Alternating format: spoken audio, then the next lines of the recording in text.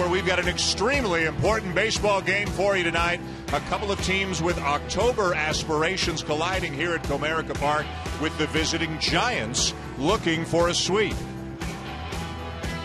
The Giants have won the first two over Miguel Cabrera's Tigers. The Tigers right now on the outside looking in the American League playoff picture, but they're still within striking distance. The Giants are hot. They've won 9 of 11, and they're right now in a playoff position with 3 weeks left to go in the regular season.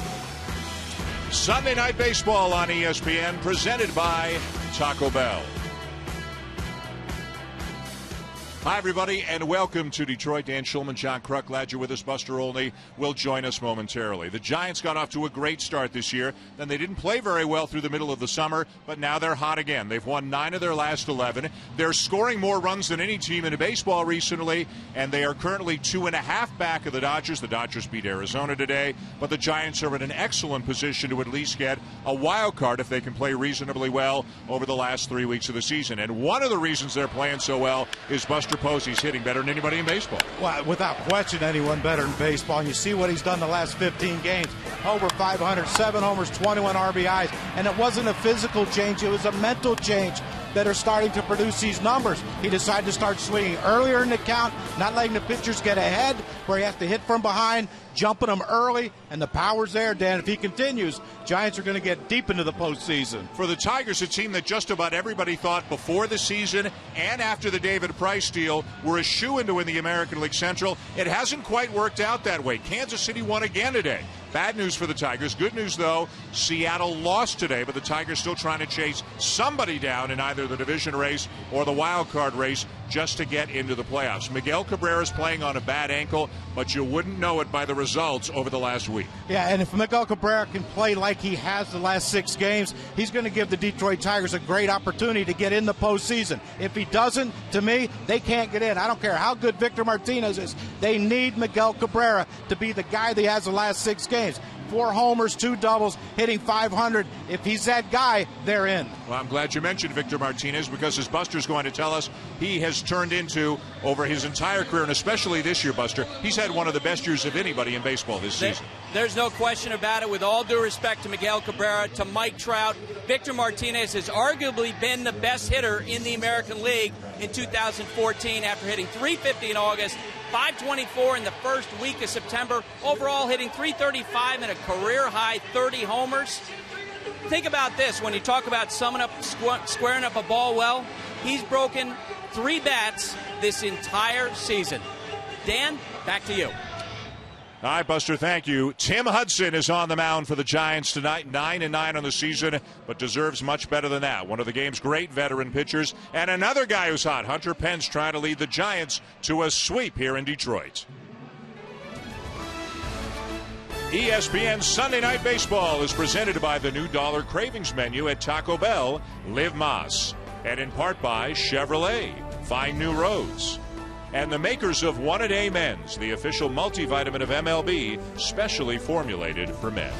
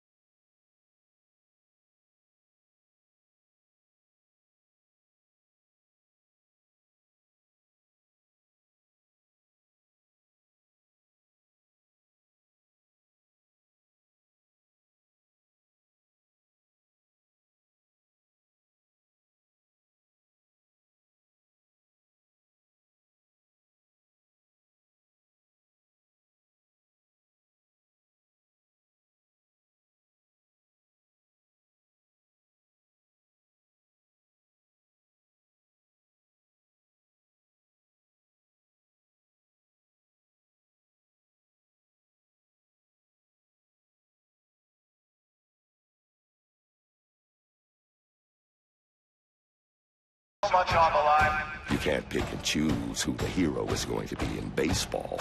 Every man gets his turn. Every pitch could be the one that turns the season around. It's gonna happen for somebody, and it's gonna happen every night of the playoff push. Down the line, way back there. Goodbye. Tigers, Giants, in the hunt for October on ESPN. And welcome back to Detroit. Sunday Night Baseball coming your way from Comerica Park. The San Francisco Giants and the Detroit Tigers. Bruce Bochy, who has managed the Giants to 2 World Series championships, puts this lineup out on the field tonight. The Giants lineup, of course, is brought to you by Taco Bell. And since the All-Star break, the highest scoring team in the National League, led by Pagan and Posey and Pence and Panda. Everybody is hot, it seems, for the Giants as they get their first look at rookie left-hander Kyle Lobstein, making his 4th Major League appearance, his 3rd start. This is Anibal Sanchez's spot. Sanchez is on the DL with a sore shoulder. Yeah, Lobstein's first start, no strikeouts. His last start, 10 strikeouts. So, what are we going to get in between here? Who knows? But, Brad Ausmus told us he's trying to put his best defensive team out there because he is a pitch-to-contact guy. Angel Pagan leads it off. And on a beautiful night here in Detroit, we're underway with a called strike, says Mark Wegner, the home plate umpire.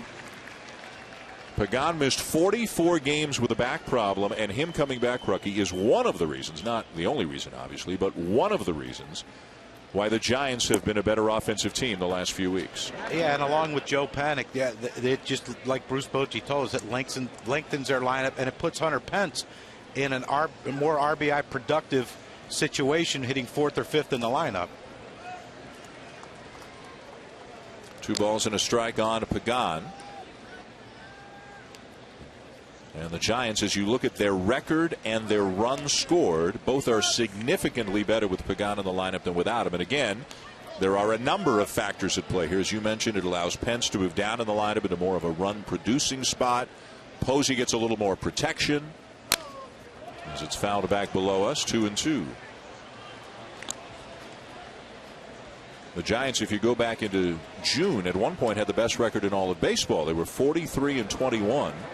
But then because of some injuries and the hitting dried up, an extended run of mediocre baseball, to be quite frank. But now they appear to be putting it all back together again.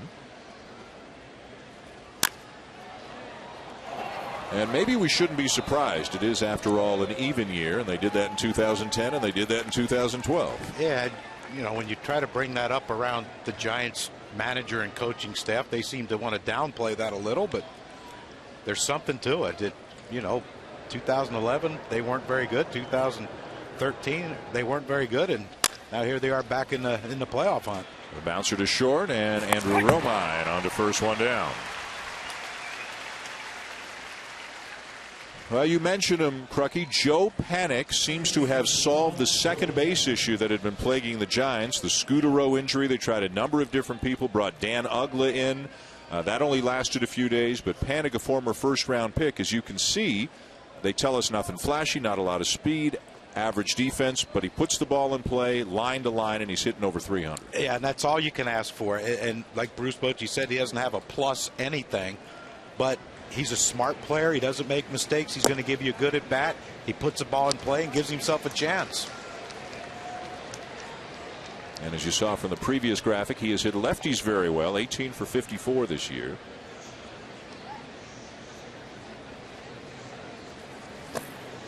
There's the sweeping slider from Lobstein. That's an important pitch for him, but he misses down and away, 1-1 on Panik.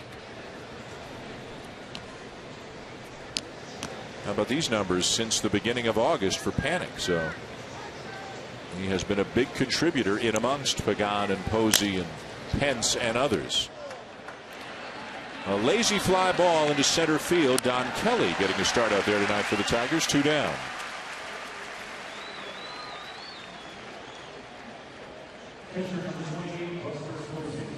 Now Buster Posey. And Posey is on an unbelievable tear. Over his last 15 games, he's hitting over 500. 33 for 65, including 7 home runs.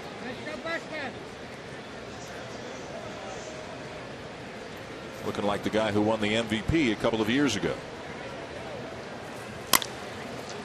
And one of the reasons they tell us, Crucky, is he's been a lot more aggressive going after first pitches. Yeah, it's unbelievable the way some hitters think. They think, well, we have to work deep counts, so that means we have to take pitches. Well, taking pitches, that means you're taking balls.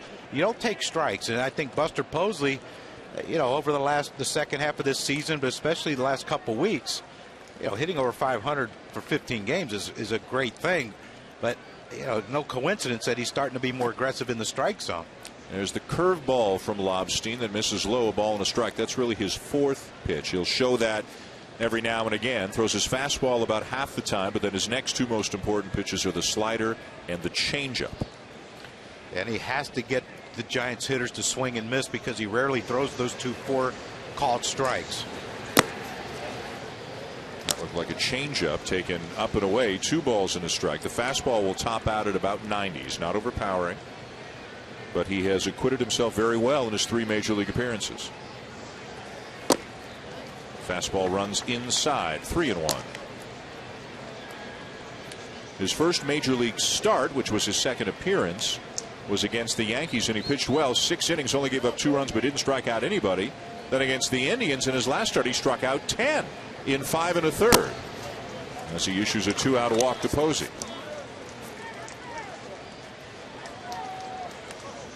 Bringing up the dangerous Hunter Pence, who is right near the top of the leaderboard in a number of offensive categories in the National League, and is on a tear that, were it not for Posey, would be getting a lot more attention. He's on an 18-game hitting streak right now. Very unorthodox, as I think anyone who's ever watched Hunter Pence play, but the energy, missed 5 innings all year, plays posts up every single game, and you might think that's a bad pitch for him to swing at. Not so much with Hunter Pence. He can hit the ball out of the strike zone, it seems, almost as well as he can hit the ball in the strike zone. An aggressive hitter. Chokes up on the bat a lot. Has hit 1, 2, 3, 4, and 5 for the Giants this year, as he bounces one out to second, and that'll end the inning. A walk issued by Lobstein, nothing further. And it'll be the veteran Tim Hudson heading to the mound for the Giants to take on the Detroit Tigers when we come back.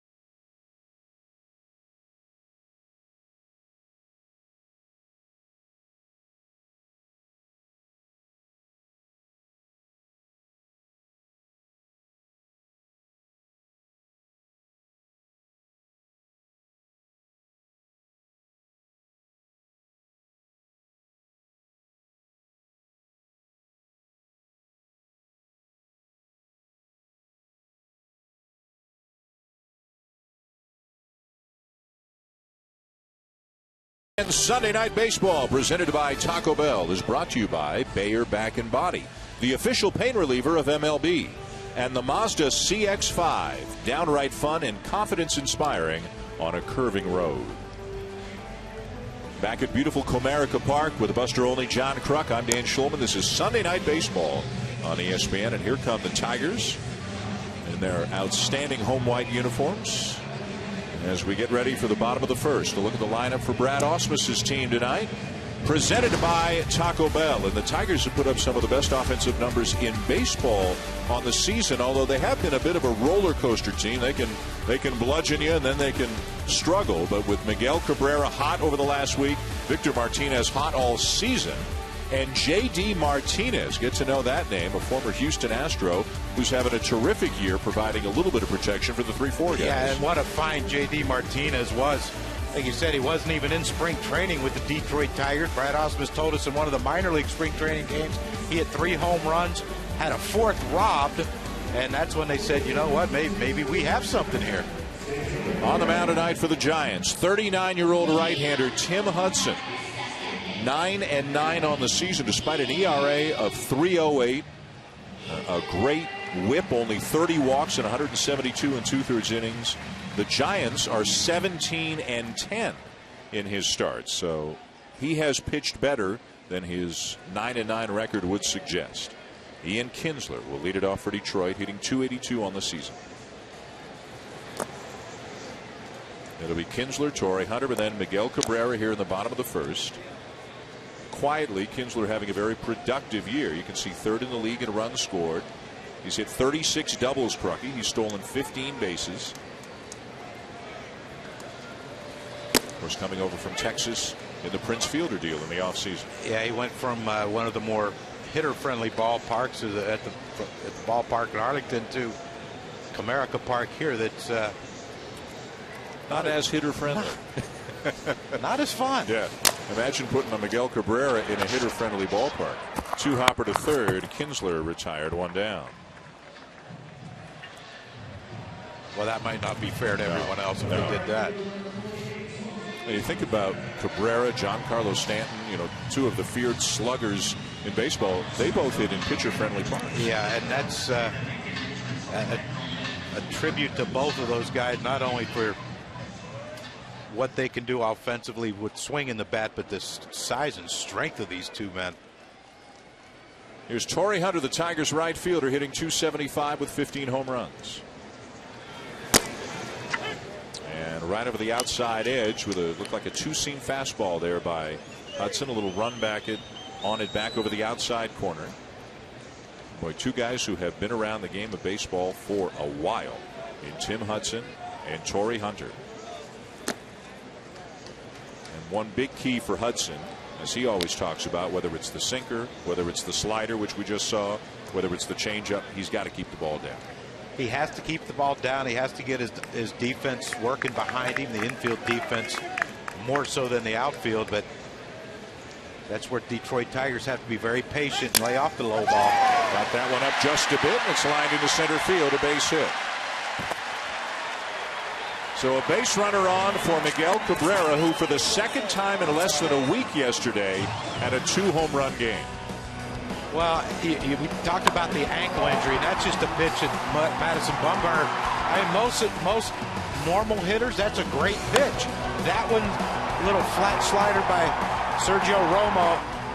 But you talk about the ankle injury, especially his right ankle. That's the one you push off of for a right-handed hitter. But like I said, when you're that big and strong, sometimes you don't need that back leg too often. And he takes a strike.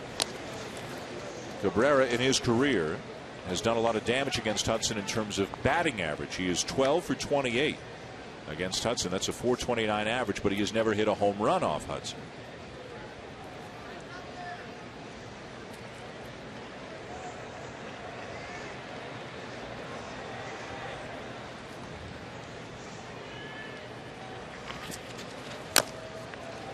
And again, a well-located pitch. Fastball, 2-seamer just down slightly below the knees. Yeah, that's the pitch that Hudson needs. Get that ground ball, but you can see Miguel Cabrera. He's wearing looks like the plastic spikes that are far more comfortable than the metal spikes that you normally wear. For a number of days, Cabrera DH'd. He DH'd through the whole Cleveland series to give the ankle a little bit of time to rest. That meant Victor Martinez had to play first, and Victor Martinez has a chronically sore knee. Ground ball to second. There's one, and there's two. The 16th double play induced by Tim Hudson on the season as he retires Cabrera and the Tigers here in the bottom of the first.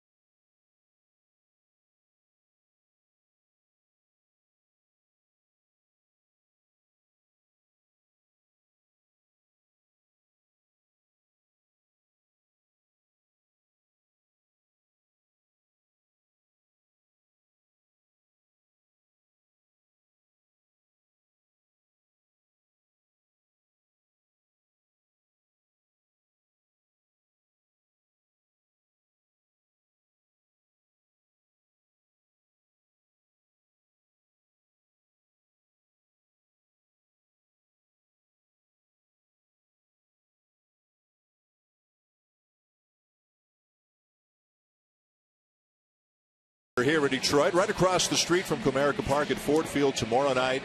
Monday Night Football as the Lions host the New York Giants, and they are getting ready as we speak for a big game and a big day of football news and action on ESPN tomorrow. The Giants and Lions in the first of two. It's that opening Monday of the season doubleheader that everybody loves so much. The second game will see the Chargers taking on the Cardinals at 10:20 Eastern Time. And nice enough to join us in the booth and take some time out from his prep for tomorrow night's game as the voice of Monday Night Football, the play-by-play man, a good friend of mine, Mr. Mike Tirico. Good to see you, Mr. Shulman. How are you, Crucky? Good to be here with you, pal. Yeah. I'm great. How come you had to drop in a good friend of mine? Come on. Because that's what he wrote on the card that he handed to me when I walked in. Gotcha. This is great for you. I mean, you're an Ann Arbor resident. You're a Tigers season ticket holder. You're doing a game across the street tomorrow night. Life's good. Life is perfect. Yeah. If the Tigers can win this game and stay within 3 in the loss column of the Royals, look at you. Then I'll feel a little bit better. Yeah. And tomorrow's Lions game against the Giants, great Monday night game. My intention will be distracted right before because the Tigers and Royals are here. That's right. With the first of the 3 biggest games of the season. But see, that's the thing. I mean, you work with a great analyst in John Gruden that'll keep you grounded like I try to do with this. Oh, is that what you do? No. How's that working for you? Not good. Go to my psychiatrist tomorrow in West Virginia to try to get straightened out. Pablo Sandoval leading off the second for the Giants here in a scoreless game. And he hits the first pitch off the end of the bat to left field. Martinez there, one down. Mike, give us a quick scouting report on the New York Football Giants and the Detroit Lions. New offenses for both teams. New offensive coordinators, changing systems for Eli Manning and for Matthew Stafford. So that'll be a big issue for both teams. They want to see if the preseason transfers to the regular season. 7-9, both teams have missed the playoffs the last 2 years. There's probably a good chance that Matthew Stafford's probably going to go away from Megatron as much as he can. Try to work in the other receivers. They'd like to spread it out. Yeah, right. But as you know, when the live pitch comes in, what do? You revert to your instincts. Yep. That's right. Here's Adam Duvall, the Giants' first baseman. Let's talk a little baseball. Please. You are a season ticket holder and a big Tigers fan, right? Huge Tigers fan. Since we moved here in '99, we've had tickets. My son has been to every opening day in this ballpark since it opened in 2000. My daughter, every opening day since she's been alive, and it's a great ballpark, and this is a tremendous baseball city. It is. Dave Dombrowski has built here with this team. It has been really exciting, and that's why there's disappointment, because this looked like a guaranteed win the division, and now it's a panic to try to make it. But why is it every year they when you about a month or two into the season you're thinking, like, this team's going to run away with this division? Yes. And then, but they keep everyone in and they make it difficult on themselves in September. And this is bizarre. As you guys know the stats far better than I do, the runs have been there. Even though it doesn't feel like this offense has been as dominant as we thought it might be, the back end of the bullpen and the starting pitching just has not been what you'd expect. So through Cabrera's injury, Victor Martinez had an unbelievable season, but it just hasn't come together for one of those 15 out of 19 type stretches that they needed during the summer. Have you ever called a baseball game? I have never in my life. Okay, so can we make a little deal there? Sure. Can the next time we have this Sunday Monday thing, what would you like to do? You call an inning and I call a series. Can we work that out? You know, there are people in this city who can make that happen, and we're not among them. No, we're not. But I'm all for that. Because I've never called football. Yeah. No, I've never called football. I've never called baseball. Although I'll sit in the seats and my son will say, "Dad, just enough. We don't really need you talking about it." So which would be absolutely fine. The gang in the truck wants to know if you want to do billboards going to break, just to make you feel like you've earned your keep today. I just need to save it for tomorrow. Actually, yeah. 7. You looking at? I got to do half of them anyway. I understand. There's Joaquin Arias. I didn't realize this was so much work. Trust me, that's my entertainment on Sunday night when you do billboards. Oh, it's everybody's entertainment. Because I can't read. That's exactly right. That's the whole idea. I'm not trying to trick you either. I can't read. And a base hit into center field for Arias, who has been a hot hitter. He's now 14 for his last 28. It seems like everybody wearing a Giants uniform is hot right now. Now, Crucky and I are lucky. We got a little lift over from the hotel on the way to the ballpark before the game, which was nice. But we didn't get a lift in this. This is how Mr. Tirico gets to work. How about that? Only on Saturday, Sunday, and Monday in the fall, and only in that town, the Monday Night Football bus. And here's the best part. Like, nobody else gets off the bus. That's exactly right. It was just him on the big bus. That's the best parking I've had at Comerica Park. 14 years a season ticket holder. Tonight topped it, so thank you. Taxi pulling a little stretch for you, right?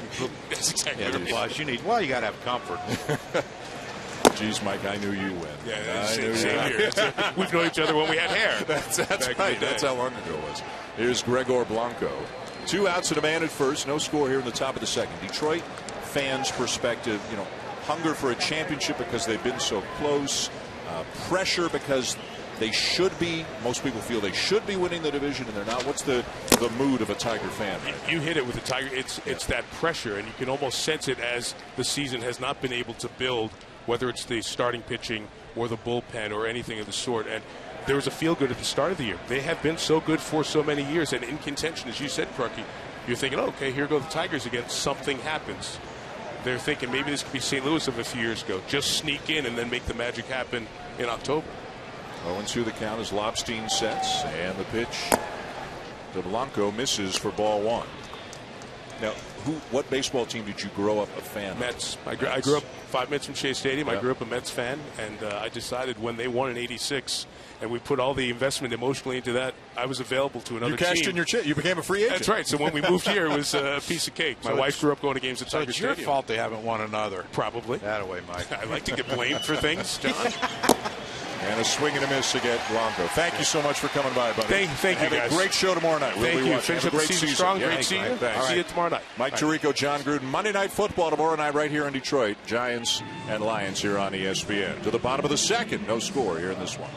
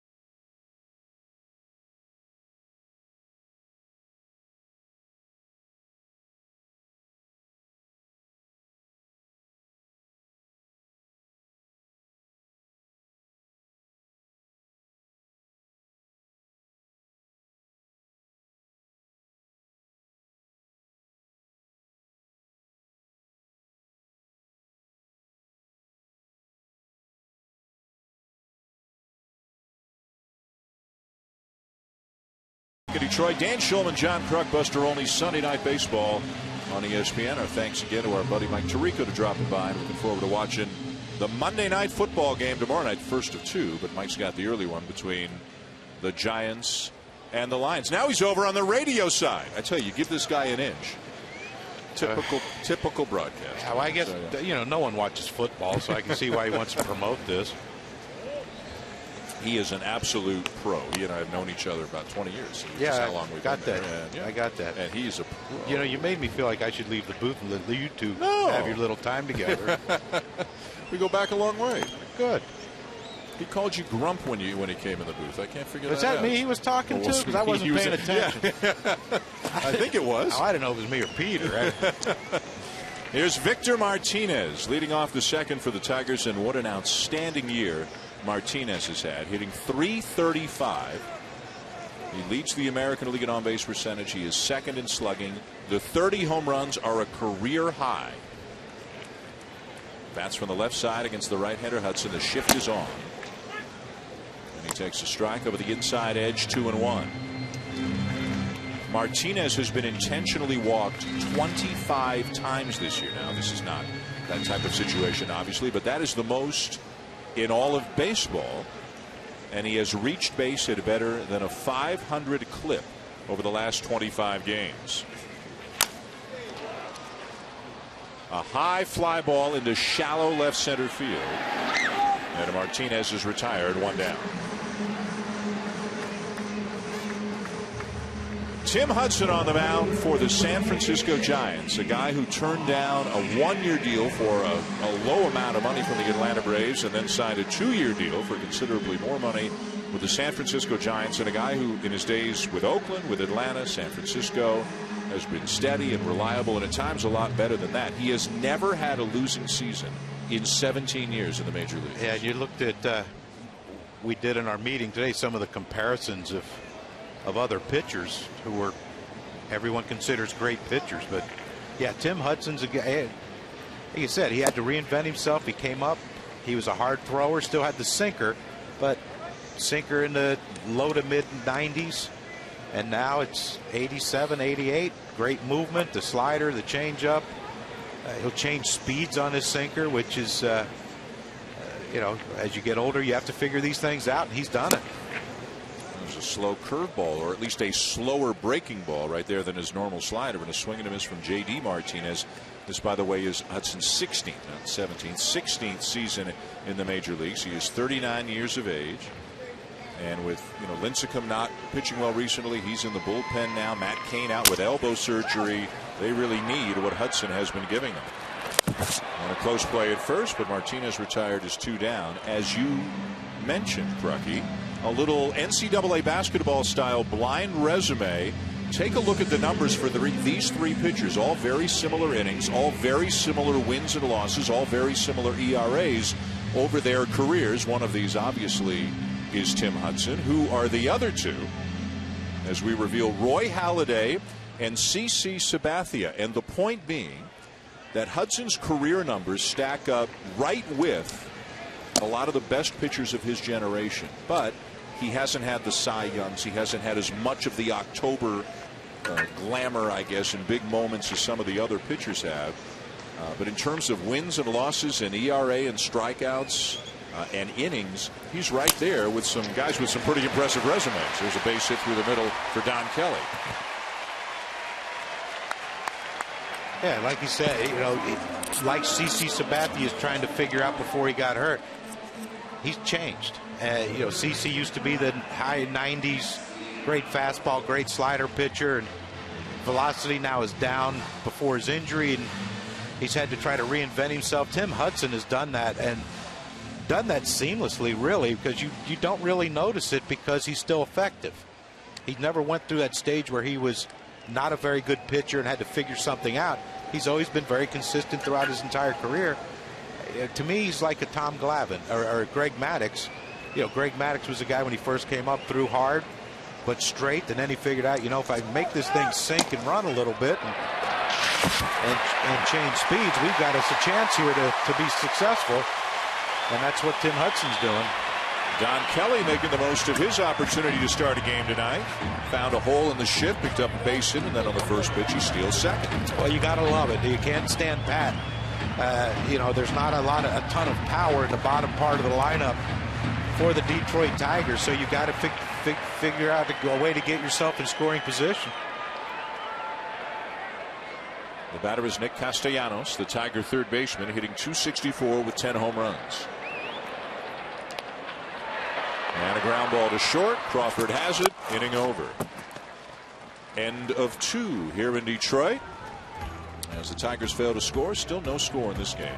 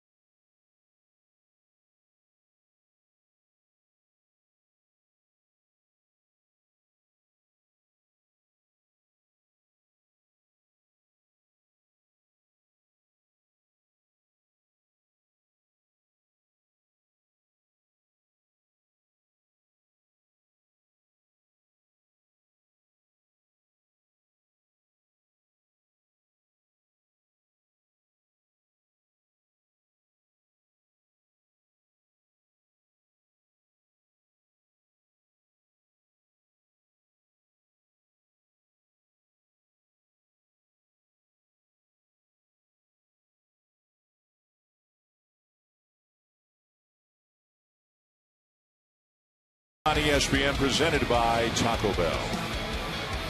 No scores. We go to the third inning. The Giants and the Tigers. The Giants winning the first 2 games of the series. They are hot. The Tigers trying to make up some ground on somebody if they can in one of the 2 races. Kansas City is the team they're trying to chase down in the American League Central.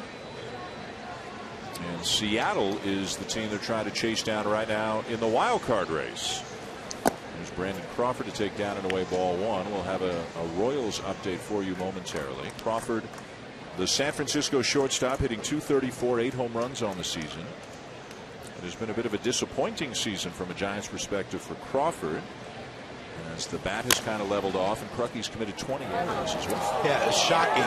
If you remember back to the postseason in 2012, he made every play. He made spectacular plays. He made the routine play. And you thought, maybe, and he hit pretty well in that postseason, and you thought maybe this is when he turns the corner, and it seems like he has regressed this year. A lefty who has hit lefties better than righties this year by about 100 points. There's that slider from Lobstein, a very effective pitch for him against left-handed batters. Yeah, it is, but you see the swing. He's not a power hitter, so why swing that hard? Put it in play, try to shoot the ball the other way. You think something would change eventually with Crawford. And he gets him with another one. First out of the inning. Back to the studio for an update. Here's Carl Ravitch and Barry Larkin. Number 16, Angel Pagano.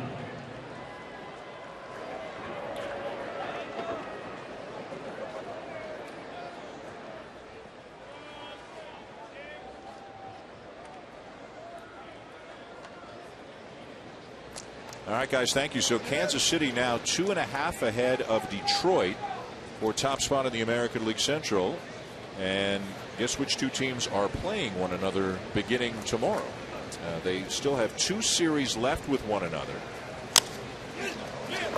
A pop-up off the bat of Pagan on the right side of the infield. Kinsler there, 2 down. Kansas City is here in Detroit for the first of 3 beginning tomorrow night. Wednesday night, you can see the game here on ESPN. Back on July the 24th, the Tigers seemed comfortable. They were up 7. A week later, they made the David Price deal. Just about everybody said, lock it up. Lock it up for the Tigers. And now look at what has changed over the last 6 weeks or so. Yeah, and it's amazing because you thought, like you said, David Price is here now. You know, they have seemingly every pitcher they trot out there is a Cy Young winner, and it just hasn't worked out. Verlander's yet to get on track, and this late in the season he's been good and bad. David Price has been okay as a Detroit Tiger. He hasn't been great. I think losing Anibal Sanchez to me is a big story for this team because he was the ERA leader last year in the American League, and I think they missed that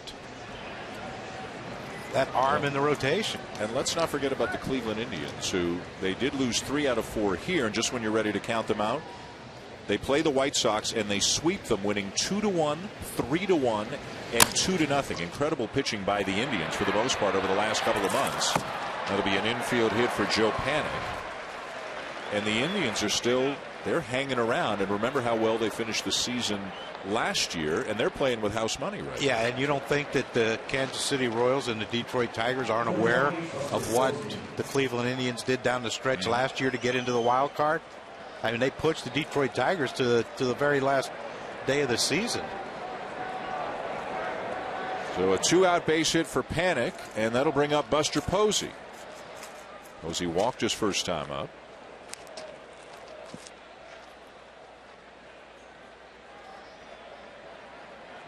And if you weren't with us when we talked about it his first time up, he's hitting .508 over his last 15 games.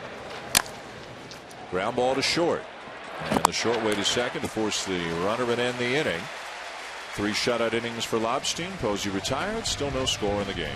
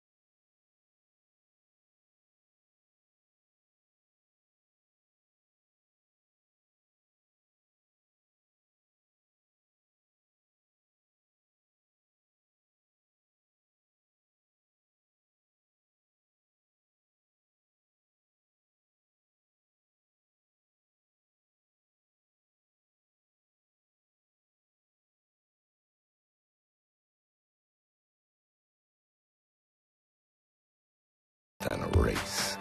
Nothing more right now than neck and neck. There's a high drive to left field. Goodbye.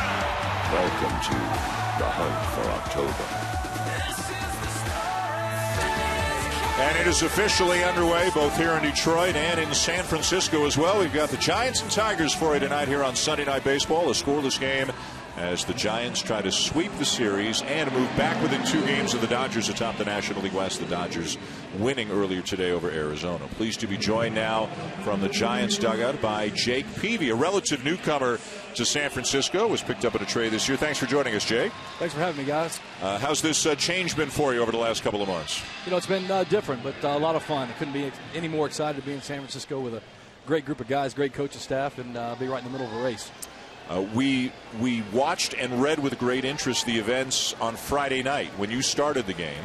And you went 3 innings, and as you well know, you were right in the middle of it. I mean, the heavens opened up after 3 innings, and it rained for 2 hours and 42 minutes. How did you talk your manager, Bruce Bochy, into sending you back out there after that rain delay? Well, you know, me and Skipper here have a pretty unique relationship. This guy raised me when I was 20 years old and getting to play for one of the best ever.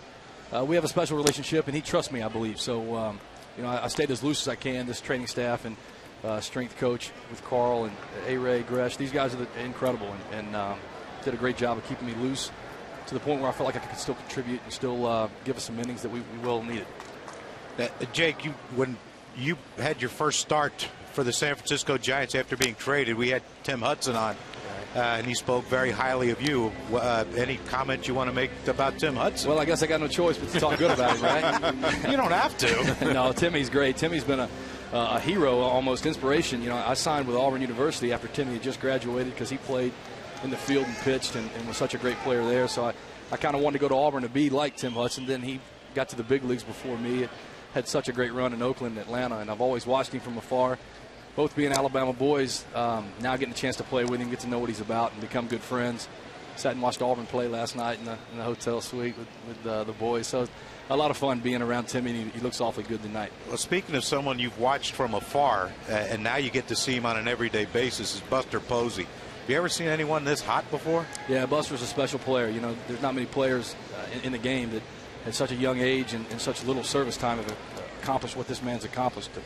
Batting title, MVP, Rookie of the Year, and a couple World Series titles. That's a pretty impressive resume, and he's doing it once again. This team wouldn't be in the position we're in without Buster, that's for sure. He's a special, special player. It's a team, obviously, as you know, Jake, that's won a couple of World Series championships in 2010, 2012. I'd imagine there's a lot of confidence in the clubhouse right now about where things could be headed over the next several weeks. You know, that's true. There's a championship pedigree here. There's a belief in themselves as an organization from top to bottom. It's just a great organization. Like I said, I feel so blessed to be here. We're just fighting for our lives every day, trying to get in, and we know that we have players in the room that have been there before, not afraid to show up on a big stage and find a way to win a world title. So it's refreshing to come to work today with guys who have one thing in mind, that's getting in and having a chance to win 11 games. Alex Avila leading off the inning for the Tigers against Hudson. 2 balls, 2 strikes on the Detroit catcher. Yeah, Jake, you mentioned about the calm and the pedigree of world championships. That all comes down from the manager, doesn't it, and the coaching staff? Yeah, absolutely. You know that, Crookie. This is, with no disrespect, I've played for some great managers, and Buddy Black, Ozzie Guillen, Robin, and John Farrell. Boch is a special type manager. He gets the guys to play as hard as he could ever imagine guys playing for him. He cares. He puts guys in great positions to succeed. He was a teammate of Crucky's as Crucky was coming up, Bochy was finishing up. Is that right? Yeah. Well, him and third base coach Tim Flannery, and Flan kind of took me under his wing, and that kind of answers a lot of questions. Well, me and you have a lot in common because Flan has taken me under his wing for the second time this time around, posting internet stuff on us singing in the stairwell without me knowing. Jake Peavy joining us from the Giants dugout. No score, bottom of the third here in Detroit. And the batter is Andrew Romine, the Tiger shortstop. We were talking last inning, Jake, about how Tim Hudson has spoken about, as you get older, you have to change as a pitcher. You have to adapt. Your stuff is a little bit different. Do you and he have those types of conversations about the continuous changes you guys might need to be making at this point in time? We do. The game's ever changing. The game, I think, is as good as it's ever been. And once again, that's not disrespect for how the game was played. There's just so much talent, young talent, speed in the game. You have to go about things different. The strike zone's a little bit different with the way it's monitored now. It's going to be a tough play here. Swinging bunt for a base hit. Yeah, the game is certainly changed, and you gotta evolve as a pitcher, especially when your stuff's not the same. And mine and Huddy's stuff, I think you guys have all seen. It's a little bit different than the way we did it maybe in years past, but at the same time, that's what drives us to show that you can still compete, you can still change and get better even as you grow older in age. And tell us about the big lefty you got in the rotation who's right in the prime of his career right now. Madison Bumgarner's having a heck of a season. Yeah, I don't know if Madison gets the credit that he deserves. This kid's really, really special. Once again, I remember watching this guy in Texas as a rookie go out and win a World Series game and pitch as well as he did, being impressed. Now getting over, you get to see what guys are made of. This kid's a tough kid from North Carolina. Grinded through a great start yesterday to get to beat David Price. He's a special competitor, and once again, it's one of the reasons why you want to get in. When you have guys like that who can really be a number one and take over, you want to get in and get on those guys' back. And he's probably the guy, when pitchers batting practice, you kind of want on your team when you're, don't you? I tell you what, he's got as much power as I think anybody on this squad. It's pretty impressive. Ian Kinsler bounces one foul up the third baseline, and he makes it look, and this might come out the wrong way, he makes it look easy. The ball seems to come out of his hand so easily, and the delivery is so fluid, and then it's by you before you know it. I don't know if any people really realize, if you've been around this guy and shake his hand, he is a big country strong individual, and you'll get it if you spend some time in the weight room with him. He's those old country boys raised at this guy was raised, I think he was on a horse when he was 2 or 3 years old, I believe, roping. So those guys got a different kind of toughness and strength sometimes. But Madison's a great kid, and like I said, it's an honor to get to play with the up-and-coming young stars of the game. You're looking forward to your first taste of the Giants-Dodgers rivalry. I am. I got thrown right into the mix there in that first start, lost on an unearned run. We didn't play our best, but it's special. Being back on the West Coast, it's different, it's familiar. There's no better stage than to pitch on in Dodger Stadium. I love that place. Love playing against the Dodgers as well. So I think we got 6 games left. 3 at our place and 3 at their place will be special. Yeah, it looks like you've got to start against Arizona. It looks like you're going to get your next 2 against Arizona, but you might wind up starting at Dodger Stadium after that if things go according to plan. Yeah, I hope so. That's what we live for. As competitors, you live to be on the stage where you can make a difference in your club getting in, and I'll do my very best if I get that opportunity, I promise you. Runner going, and the ball is dropped by Posey as Romine steals second.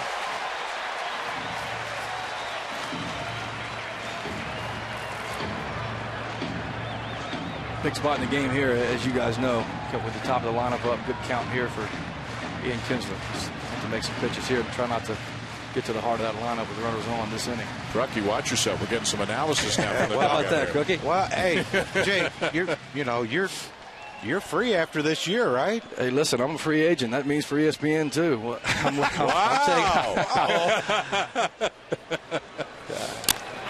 Kinsler hits one sharply, but at Crawford, the shortstop, who will look the runner back and on to first, 2 down.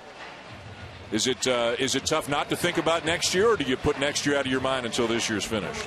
You know what, Dan, I've been so blessed to have such a great career that I really am all in the moment. I really can't get ahead of myself. So I've had some health things. I've finally, hopefully, proven to the world that I can stay healthy. I'm just 33, and I love playing this game. I love being a part of a team, and really have tried to grasp that over the last few years of my career. And I'm going to play until somebody rips this uniform off of me, unless those little boys in Alabama ask Daddy to retire. But I think they enjoy it. And like I said, us few that get the opportunity to play this game for a living, man, I'm as blessed as anybody that I know. And probably you guys know as well. So I love being a part. We'll see. Let those chips fall where they may. Just going to try to finish strong here. Yeah, no, and I wasn't implying you're not going to play next year, but that you're a free agent, and who knows where you might play next year. That's true. And I have no set agenda, and we'll see how all that plays out. But like I said, try to stay in the moment, especially when your team's got things on the horizon as this team does. So.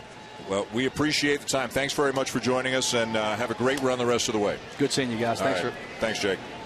Jake Peavy of the San Francisco Giants. He has pitched extremely well, Crookie, since he's come back to the National League and back with Bruce Bochy. He certainly seems comfortable in his new environment. Hunter hits one into shallow right center, a base hit. Romine will come in to score, and the Tigers take a 1-0 lead.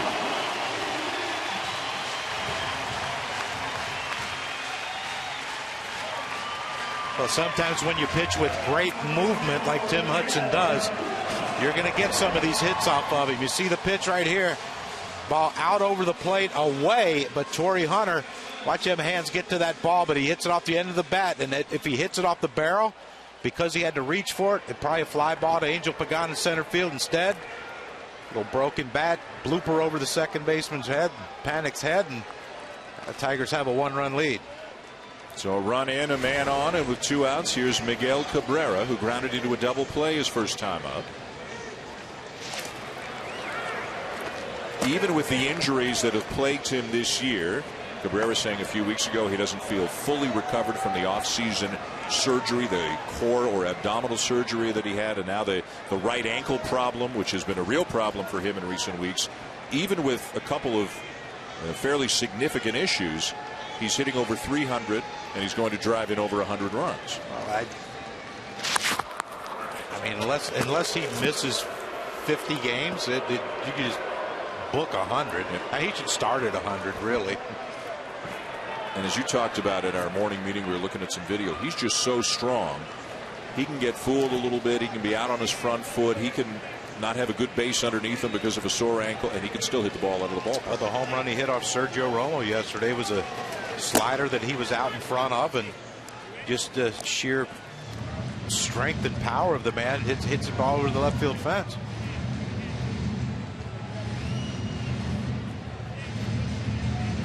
Hit 2 home runs on Monday, hit 2 more yesterday, after he had been in a real power slump for a number of weeks.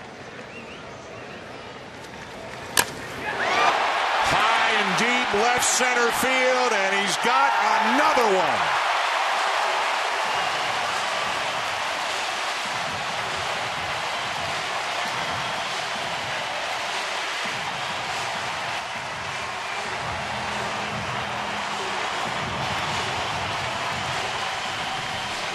You can see the ankles hurting him by his jog around the bases, but it hurts a little bit less when you hit it as far as he did and you get to run around at your own pace.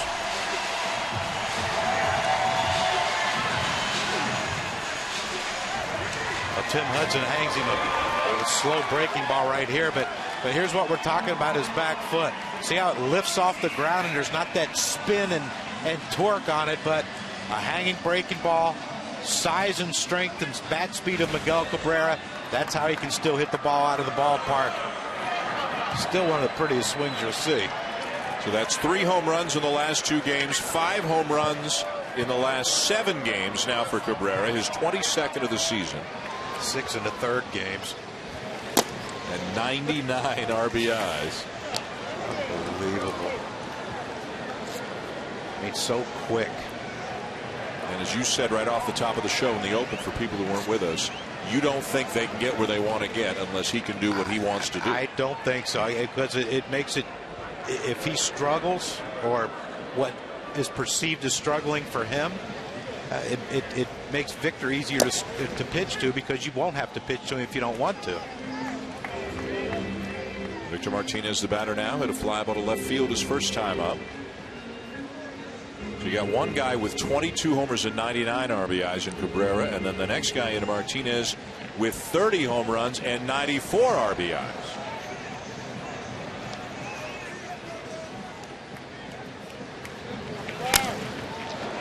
Laced foul. And you think about how this inning started. Swinging bunt by Andrew Romine, base hit. Steals second. Torrey Hunter, 2 outs. Broken bat off the end of the bat, blooper to right center field for an RBI, and then the hanging breaking ball that covered all the distance the other 2 hits didn't cover.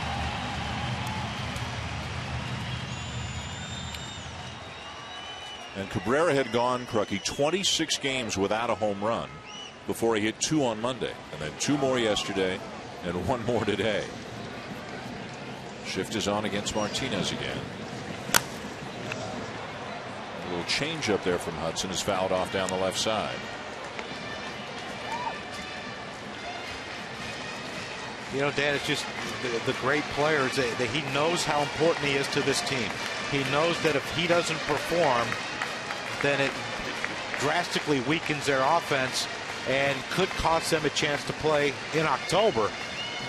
And ankle injury, and they said he just has to try to tolerate the pain. It was described today as a bone spur in his ankle by Brad Ausmus, and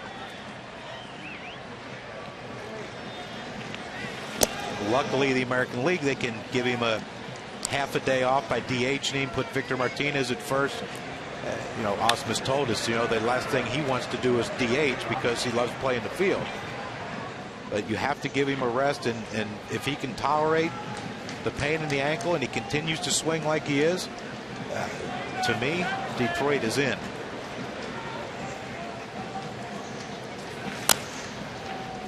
Right now, the Tigers, as we mentioned, trying to chase down the Royals in the American League Central and trying to chase down the Mariners in the wild card race.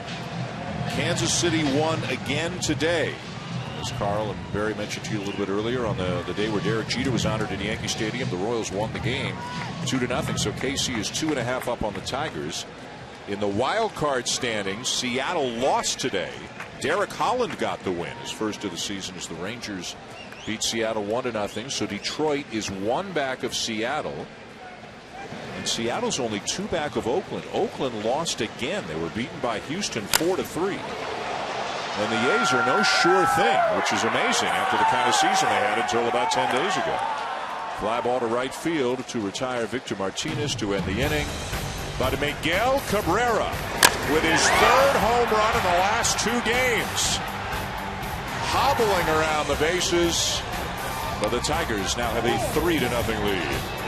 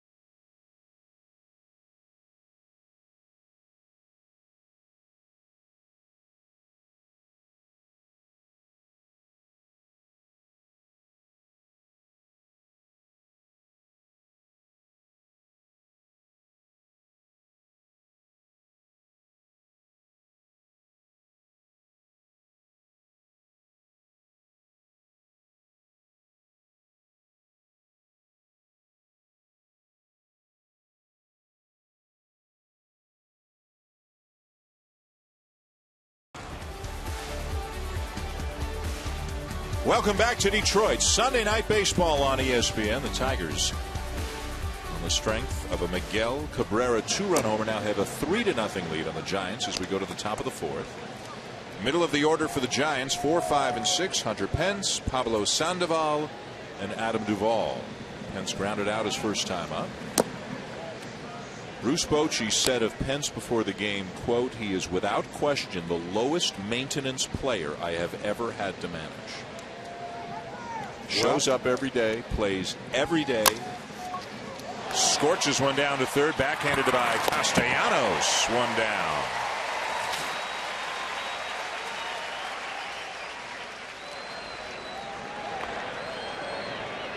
Castellanos didn't have his glove back on his hand when they were firing around the infield. This is not a team known for great defense. And Castellanos, Brad Ausmus said of Castellanos before the game, if it's in his range, he'll make the play. And he did. And he made the play. And he kind of threw that ball. It looked like it tailed on Miguel Cabrera. You see him having to stretch for that ball. I mean, look how he hobbles to get to first base, and then he has to make that stretch and really put some stress on that ankle. And now a bouncer to short off the bat of Sandoval, and Romine throws him out quickly, 2 down. Miguel Cabrera with a home run in the bottom of the 3rd. We've talked about the ankle. You saw how it affected him on his swing and his run around the bases. And this is what he's dealing with just walking to first base. Yeah, if he was a guy that lived off his legs as far as getting on base and stealing bases, probably wouldn't be in the lineup, but he's not going to get many infield singles either way, and his job is to hit it out of the ballpark and drive in runs, and he's done that with that bad ankle. And there's a strike to Adam Duvall, as Kyle Lobstein, by the way, has thrown a first pitch strike to 14 of 15 batters. That'll work, but he has to. He can't nibble and get behind in the count, because if he has to throw his fastball in a fastball count, pretty good chance it's going to get hit. But I'm surprised. And look, you can see where Miguel Cabrera plays with, right-hand hitter up in Duvall that has some pop. He's playing pretty much, most guys are back by the outfield grass, and he's kind of halfway. You wonder when a guy like maybe Angel Pagan or Gregor Blanco or someone like that might bunt and make him move around the field.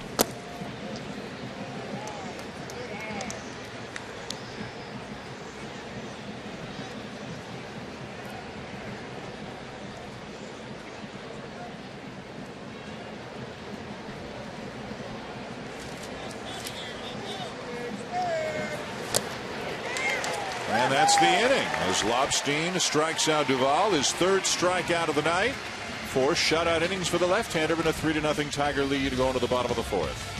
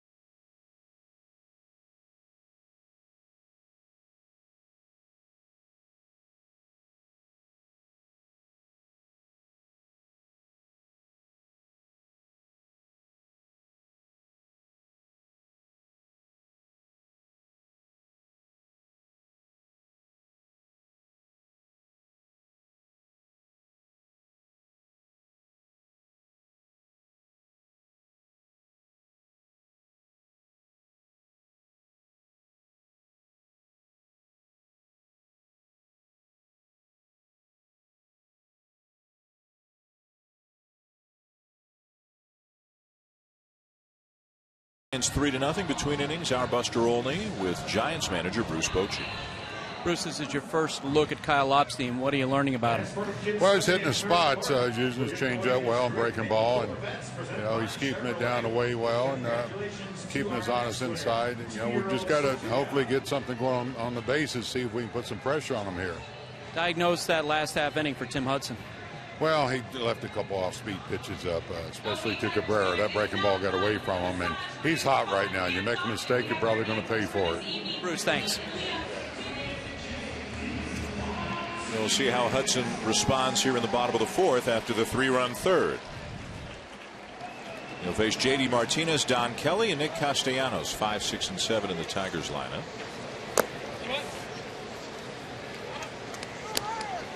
Martinez, a guy, as Crucky mentioned briefly a little bit earlier, wasn't even with the Tigers in spring training, was signed during spring training, started the year in the minors, They called him up. Torrey Hunter was out for a while with an injury. He got a chance to play more. He split some time at left with Rajai Davis. He played some right when Hunter was out, and he just swung the bat so well. He became an everyday player and has moved into the 5-hole for the Tigers. And as you can see, has done great. Yeah, and what it does, Dan, is it moves Torrey Hunter back to the 2 spot. You know, he was hitting 5th there for a while until they hopefully found someone to hit 5th. But he's done it, and he's done it well. And seems like it's a deeper lineup right now with J.D. Martinez in it.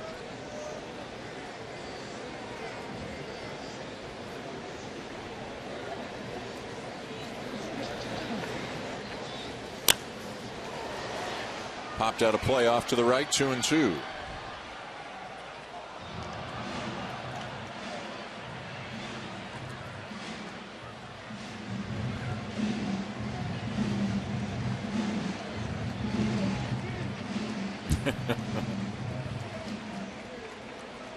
Not only do they get to maybe sleep through a little school tomorrow morning, they get their faces painted tonight. I wonder how hard that stuff is to get off. Because you know after the game they're going to be tired. So they're probably spend the night, sleep through it, or go right to bed. And now does that stuff? No, then it's permanent. Then it stays that way. Does that stuff, like, will it get all over the pillowcase and all that?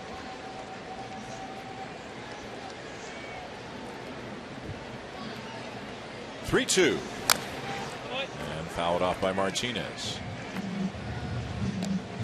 Not just for young kids, for kids of all ages. We should do that one week. No, we should. Why not? You want to rock paper scissors for it? No. We should do that one. Yeah. What's more immature, getting our faces painted or doing rock scissors paper? Rock to paper decide scissors. Whatever. It's not rock scissors paper. It's whatever. rock, paper, scissors. I got the American version going. America would love to see you with your face painted. Would love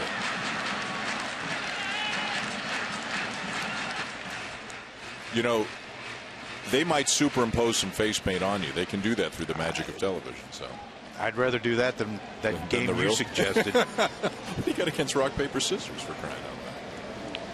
Grump. Not that I've ever matured. Yeah.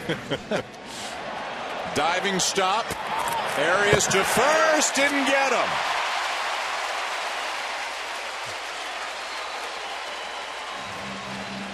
And we'll see if Bruce Bochy's going to at least come out and contemplate a challenge.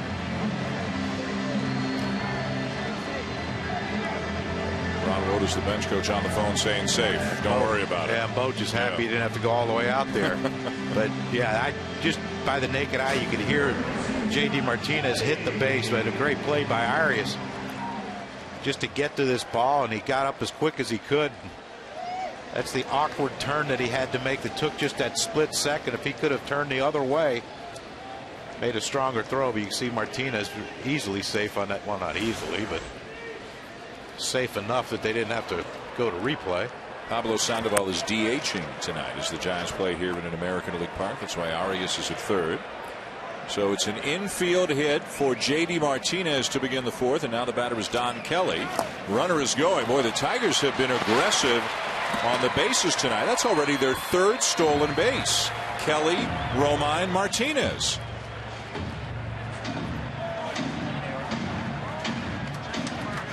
Tigers are picking on Hudson and Posey. And believe me, sinker ballers are good guys to steal off of because they have such great movement. The catcher has to stay back, but they also keep the ball down, which is a harder throw for most catchers to make. And this one's down.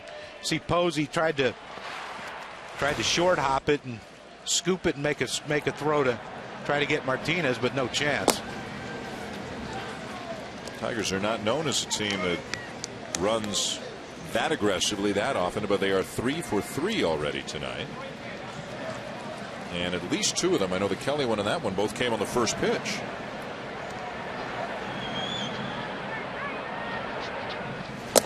Entering the game tonight, the numbers we have say that Posey has thrown out 31%, and that Hudson has allowed 11 of 13 to steal successfully when he's been on the mound. So maybe it's more of a Hudson thing than a Posey thing. Well, it's the sinker. It's such a hard pitch for a catcher because you have to be prepared to block it, because if it bounces, it's not like it's going to be, belt high. 2-2 the count on Kelly. Or here's where Kelly, 3-run lead. You got to try to get J.D. Martinez over to third base with less than 2 outs and see if Castellanos can drive him in, but he has to pull this ball and get Martinez over.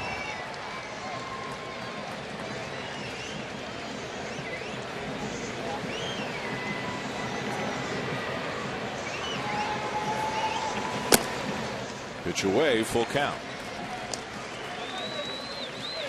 Kelly's a guy who's played multiple positions. He has made starts at 5 different positions for the Tigers this year, and that's always kind of his lot. A utility guy who gets in there when he can and does a nice solid job defensively pretty much everywhere Brad Ausmus puts him. The Tigers have been using Rajay Davis and Ezekiel Carrera in center since the trade of Austin Jackson. Yeah, we talked about it earlier. You brought it up, how valuable he would be to a National League team as Don Kelly. Well, he should make a call. His brother-in-law is Neil Walker with the Pittsburgh Pirates. I don't know if that's tampering what I just did. It is. There's a ball pulled foul, but his skills and the way he is used seem to lend itself more to a National League style of play. Yeah, it does. And like you said, all 3 outfield positions, anywhere in the infield. I would imagine if you said, hey, look, we need an emergency catcher, he would probably put the gear on and without question, because he knows he has to stay. That's the way he's going to stay in the big leagues and get an opportunity to have a long career.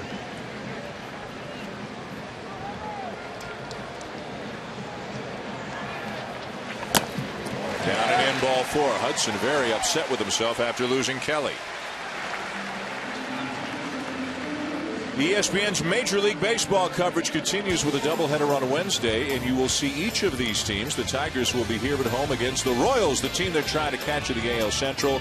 7 Eastern here on ESPN, and then the Giants will host the Diamondbacks at 10 Eastern. The Giants trying to chase down the Dodgers, and also with a pretty healthy lead in the National League wild card race right now. 1 week from tonight, we will be at Camden Yards in Baltimore as the Orioles host the New York Yankees. Baltimore won today. They beat Tampa Bay 7-5 in 11 innings. Did you hear what Nelson Cruz did today? Yeah, did well for the Fighting Showalters. 4 for 5, single, triple, 2 home runs, 7 RBIs. Drove in all 7 runs for the Orioles today as they win 7-5. Not a bad one-year pickup. And for not a lot. It wasn't like they had to pay him $20 million for that 1 year. I'm not saying he's going to win the MVP. I think Mike Trout's going to win the MVP. But doesn't Cruz get some third, fourth, fifth? I mean, doesn't he get some votes? I think Adam Jones has to also. Yeah. Adam Jones having a spectacular year.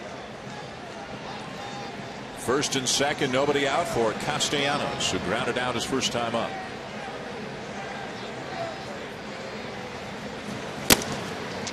And a strike. You look at the way the defensive position, you see Adam Duvall playing in like Castellanos is going to at first base, playing like Castellanos might bunt, and this is the American League. That normally doesn't happen much, that old bunt play. Now he's moving back.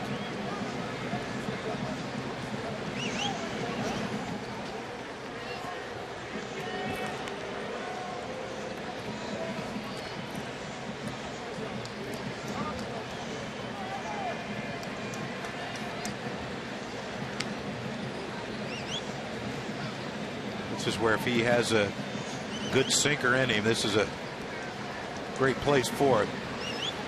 Arias better be ready. Well, he threw it, but he threw it up. And it's 0-2. Yeah, I don't think that was what was intended for Tim Hudson. He gets a ton of ground balls. As you can see, he's one of the tops in baseball in terms of getting ground balls. The sinker's a big reason. That was the sinker, or the two-seam fastball, but it was up at the belt. Yeah, and that could have been why Castellanos was a little late on it, because you don't look for that sinker up too often.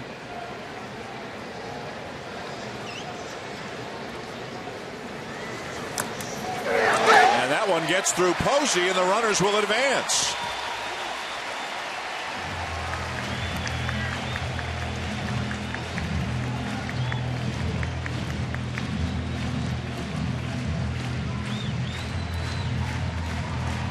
Well, it wasn't a cross-up because after Buster Posey threw the ball to Hudson, there was no discussion on what sign we're using. I think that was just a missed ball by Buster Posey. I mean, it was a very catchable pitch just below the knees of Castellanos, and that's a ball that, I mean, you got to make that play. And now the Giants have to play the infield in here with no outs, and you know, anything hit relatively hard on the ground, which Hudson's a ground ball pitcher, could squirt by, and now you have 2 runs in, and it's a 5-0 game. Pass ball on Posey, infield in, and Castellanos lays off the slider down and away. 2 balls, 2 strikes. Well, the temptation is, because there's a runner on third, less than 2 outs, and the infield in, is to try to lift the ball. But I think if you're Castellanos, and unless he hangs something, but if Tim Hudson throws the sinker, you got to try to drive it through the infield on the ground. And Hudson gets him for the first out of the inning.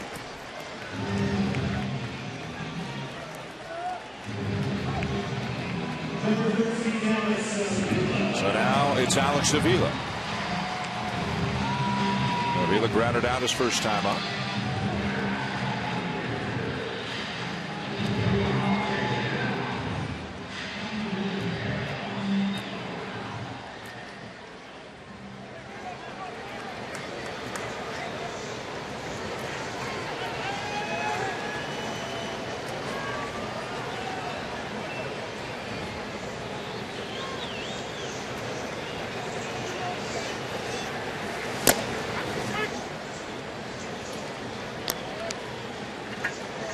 Dan, you look at the way the infield's set up there. You see Panic and Duvall over there on the right side, and Crawford. They're halfway.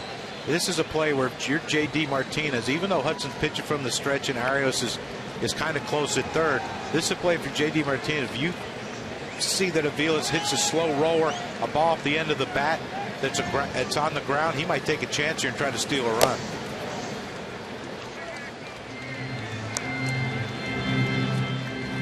1-1 the count on Avila. There's Martinez at third. Kelly's at second as Brad Ausmus's club looks to add to its 3-0 lead here in the bottom of the 4th. The Giants winning the first 2 games of the series. Looked stressed, didn't they?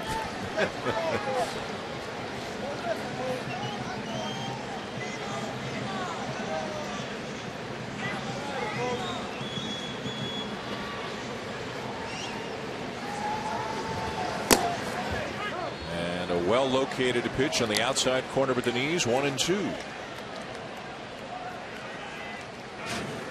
Well, Tim Hudson, he's trying to get the ground ball. If he can't get the strikeout, he's trying to get the ground ball somewhere to the infield. If you're Avila right here, you have to think other way. You can't even dream about pulling, because if you do, you're going to roll it over that sinker and hit a ground ball to second or first, or back to the pitcher. Got to try to shoot this thing the other way. The 24th pitch of the inning already upcoming here for Tim Hudson. Got a pitch up, and it's fouled back.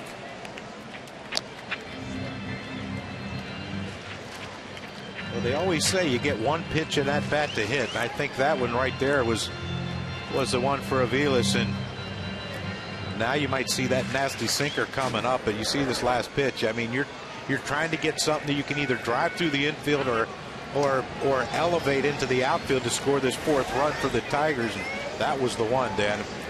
Now Hudson can get that nasty sinker going. He could get this rollover grounder.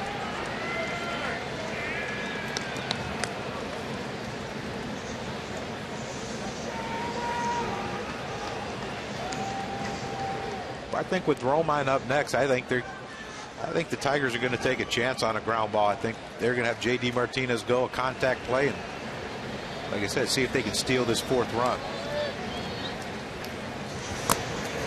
2-2.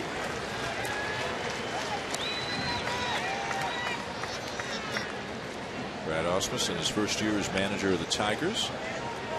A longtime catcher at the major league level, and a guy who spent some time with Bruce Bochy, too. And he was a player with San Diego, and Bochy was the manager once upon a time.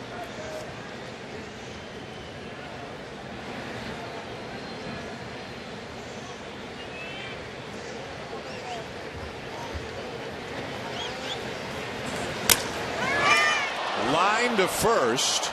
Hit hard off the bat of Avila, but nothing to show for it. 2 down as the runners get back. That was the old hanging changeup, hang with them. Alex Avila. See the changeup, see the spin on the ball. He's trying to get it to go down and away from Avila, but he hung it, and luckily Hudson got the line drive right at Duvall. Now no one scores, and Andrew Romine's up, which that doesn't take the bunt away, Dan. 2 down in the inning, second and third. Romine had a swinging bunt for an infield hit his first time up, stole the base and came in to score. Romine's a guy who had the shortstop job earlier in the season, didn't hit very much, and eventually, well, this is after the injury to Jose Iglesias, the shortstop whom they intended to be their regular guy this year. Stress fractures in both legs. Romine took over, didn't hit very much, and eventually Eugenio Suarez was called up from the minors, and he has been the primary shortstop for the second half of the season. But Romine, as Crucky mentioned, Brad Ausmus told us before the game, their best defensive option at short, and Lobstein is a guy that Ausmus feels, in spite of the strikeouts against Cleveland, he's a pitch to contact guy, and there will be a lot of ground ball action. And Romine gets the start here tonight. So you put your best defense in and hope Mickey goes deep.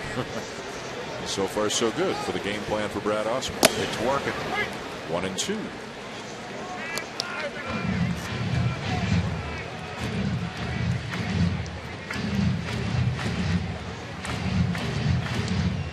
Two-run home run for Miguel Cabrera in the third inning.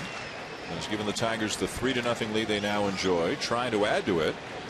A promising start to the inning. Had runners at second and third with nobody out, and now second and third with 2 outs.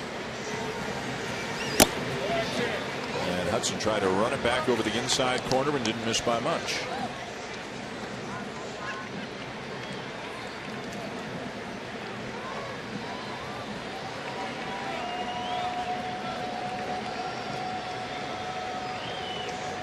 Long inning for Hudson, trying to get out of it without giving up any damage.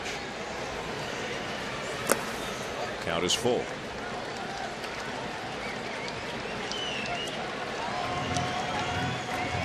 Well, the last thing he wants to do is walk Andrew Romine to get to Ian Kinsler, even though Kinsler's 0 for 2. He's last at bat, he hit the ball right on the screws to Crawford for an out. But if you're Romine, you're looking the bread and butter. Sinker, down and away. Don't try to pull it.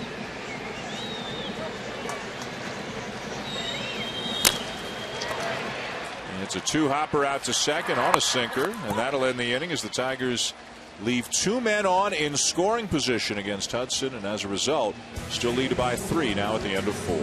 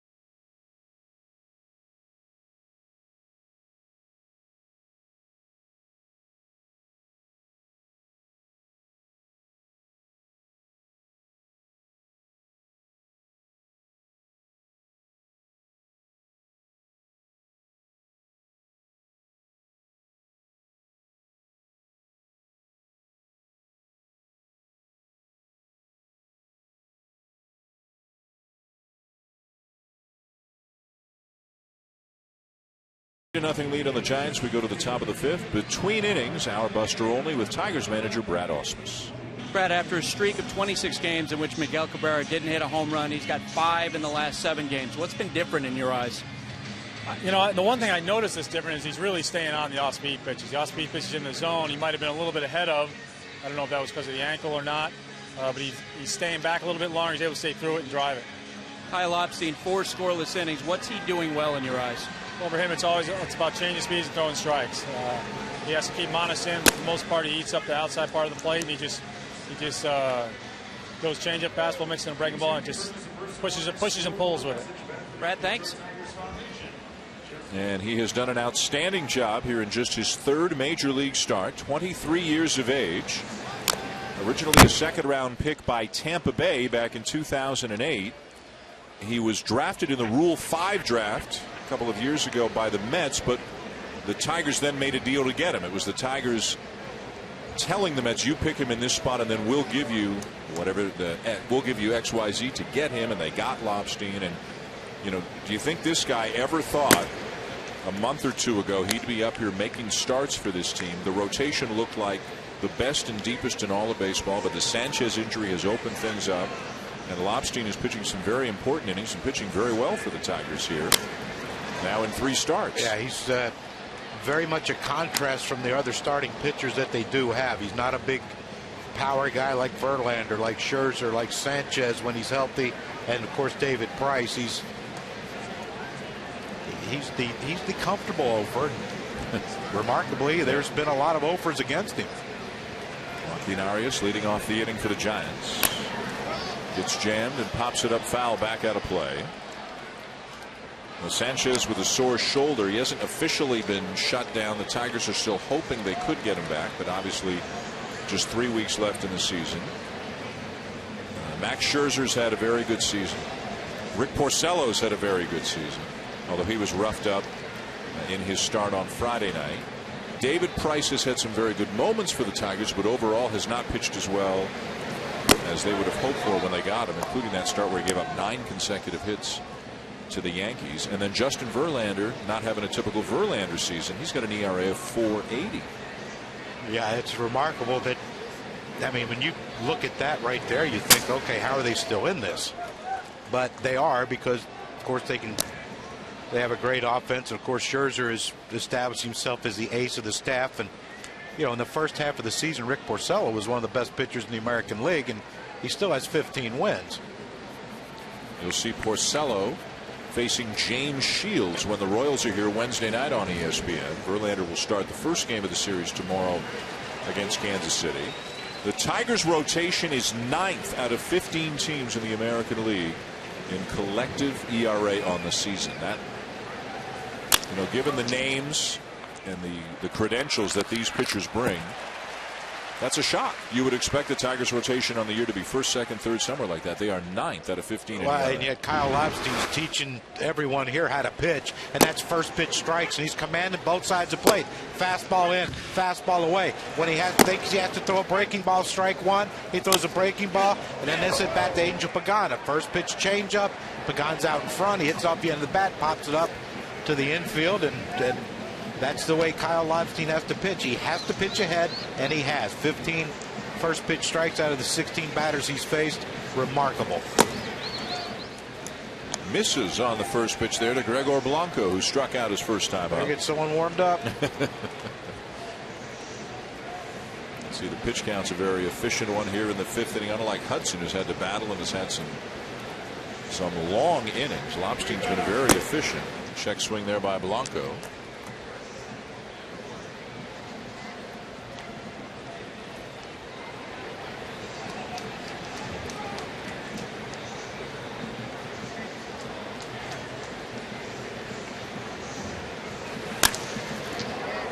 Line down toward the right field corner. That's a fair ball. And Blanco with a good speed is easily into second base with a 1-out double. Well, here's what we mentioned. The first pitch strikes he's getting outs with.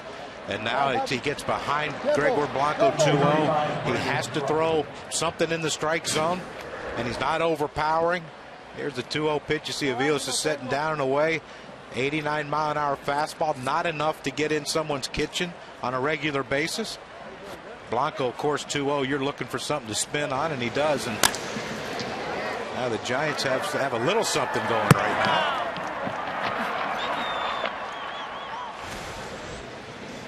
A runner in scoring position with 1 out for the number 9 hitter, Brandon Crawford.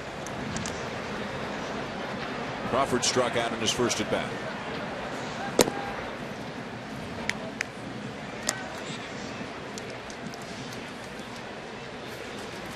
For a guy who has struggled overall, he's done a nice job with the runners in scoring position on the season.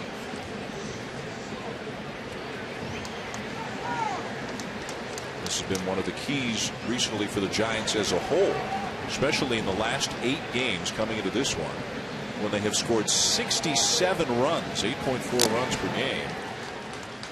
They've been a terror with runners in scoring position too. They have just, you think of this team, you think of pitching, but the hitting since the All-Star break, and even to a greater extent recently, has been about as good as anybody's in baseball. Yeah, and it's amazing the transition they've made from 2010, where it was pitching and defense, and now it's it's still they pitch, but it's pretty much defense, and we're going to try to outscore you too.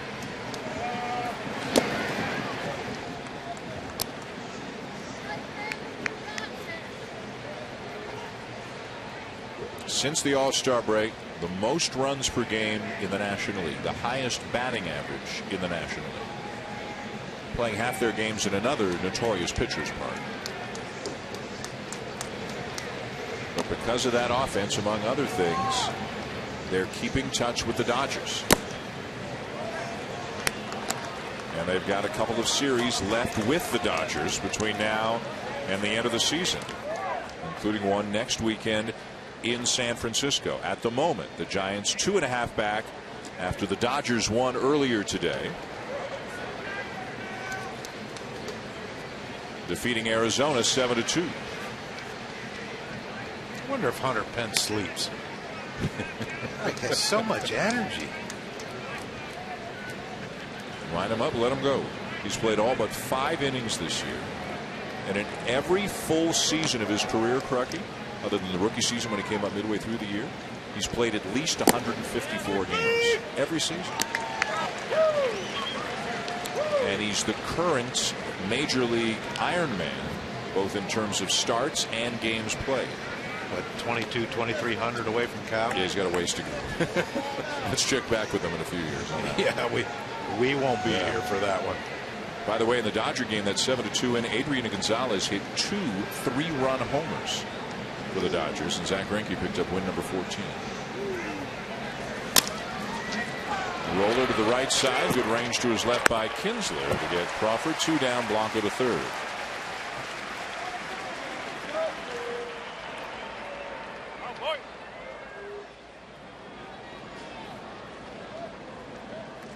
And you said somewhat jokingly after a ball 1, well, they better get somebody up, but again, Lobstein's not overpowering. Maybe there's a little bit of don't let the lineup see him the 3rd time through, but just in case, Al Albuquerque is starting to throw. Yeah, this is easy throwing right here, and I would imagine that Al Albuquerque's just getting himself prepared in case they get to, if Pagan gets on, if Panic gets on, then you have Posey with 2 outs, and that's probably who you would bring Albuquerque in to face. Pagan has grounded out and popped up.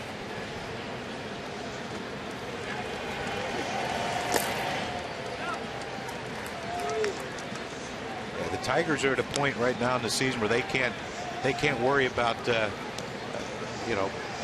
catering to anyone to win. If he gets in trouble this inning, Lobstein gets in trouble, then you got to go get him because you have to win. Can't try to nurse him through the 5th inning to get him a win. Changeup misses down and away, ball 2. If you're Pagan right now, what are you zeroing in on? Well, you're going to get a visit from the mound first, but I think if I'm Pagan, I'm making sure he throws a fastball. He swung last at bat first pitch on a changeup up and popped it up. But you have to remember, even though Panic got a base hit his last at bat. He's still a lefty-lefty matchup. So if you're Lobstein, you're probably not as apt to say, okay, I can just fire a fastball right here 2-0 to Angel Pagan. He might still try to work him a little bit with a changeup, have him get himself out if he thinks he's overly aggressive. And knowing that you still have a lefty back there behind him that you can get out. But yeah, the last thing you want to do is throw a cookie right here because you don't want to walk him, and you give up a 2-run homer and it's, you know, put the Giants right back in this game.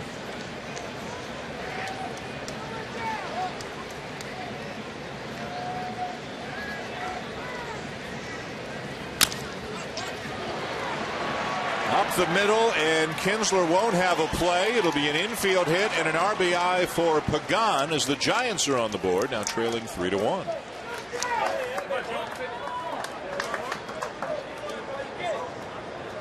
Number 12, Joe Shannon. Well, he got a pitch out of this. Got a pitch out over the plate, and luckily he didn't try to pull it and get away. You see it right there, 88 miles an hour and running away from Pagan. He tries to pull that ball. It's a grounder to short or third. Instead, he stays on it and gets a break. Really, I mean, not that any hit's lucky, but he hit it in the perfect spot. A sliding stop there to his left by Avila. Ball 1 to Joe Panik. So you think this could be last batter? If he doesn't get panicked, then maybe Albuquerque faces Posey. Because if he doesn't, then Buster Posey's the go-ahead run. And even though it's the 5th inning, he's still the go-ahead run. And you can't afford to let the Giants tie it or get ahead in this inning.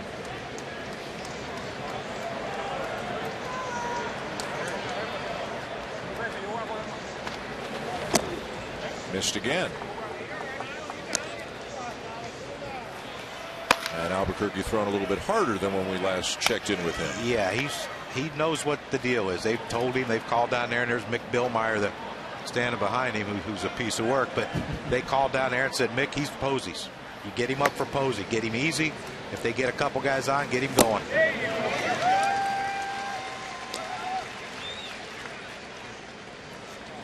The hottest hitter in baseball entering the game tonight. 33 for his last 65.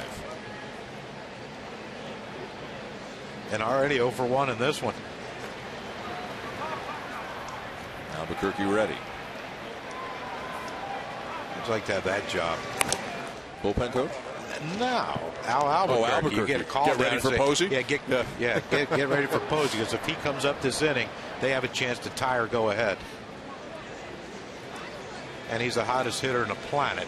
But go get him. Go get him. Yeah. And if you pitch around him, if the guy Pence is behind him, it's pretty good too. But good luck. Lobstein a strike away from getting through the 5th.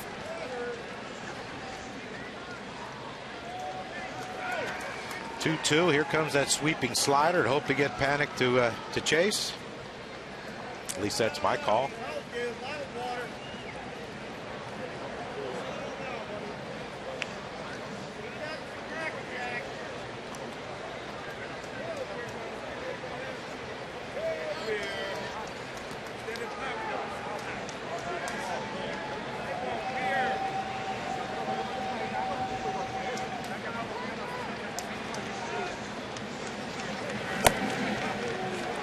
Check the swing on that sweeping slider, so the count is full.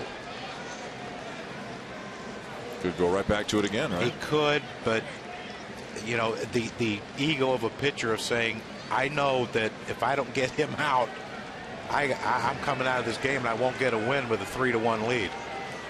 So he might say, I'm going to throw a fastball and take my chances right here with Panik, who only has one home run this year. Runner is going, and it's bounced foul.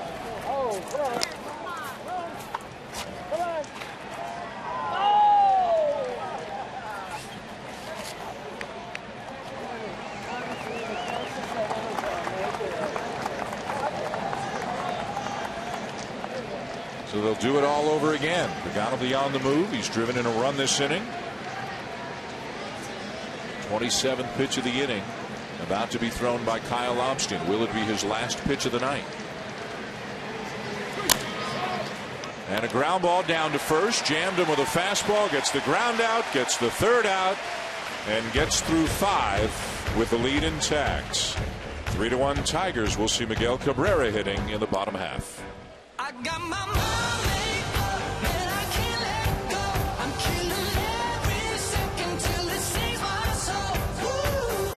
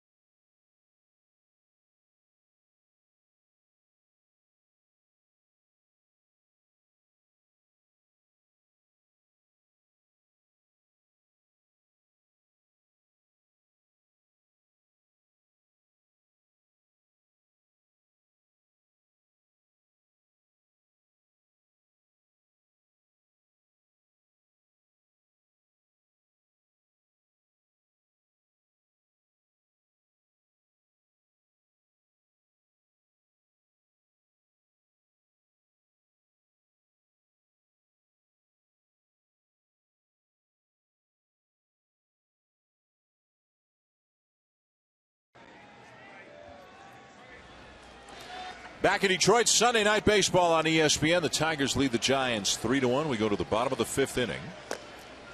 And Ian Kinsler will lead it off against Tim Hudson. Top of the order for the Tigers. Kinsler, Hunter, and Cabrera. Kinsler has grounded out twice.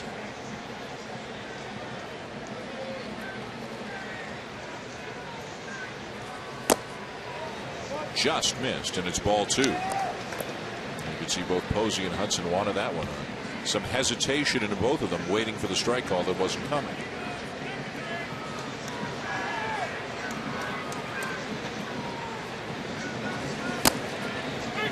And a fastball at the knees, 2-1. Two-seamer there from Hudson. 3 runs, 6 hits, no errors for the Tigers. Miguel Cabrera has homered for Detroit. 1 run, 4 hits, no errors for the Giants. Giants have left 4. Tigers have left 3.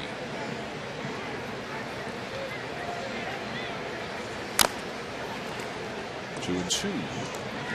Actually got big inning. It's a big inning right here for Tim Hudson. Yeah, he hasn't been able to find it. You watch him even during warm-ups, and he's elevating the breaking ball, and a veteran pitcher, he's going to go to it. But this is a big inning. You got the top of the order up. You just scored a run, 3-1. Your guys are feeling good. Okay, we got the Lobstein a little bit, and now we have the middle of our lineup coming up next inning. He shuts this inning down and gives the Giants a chance.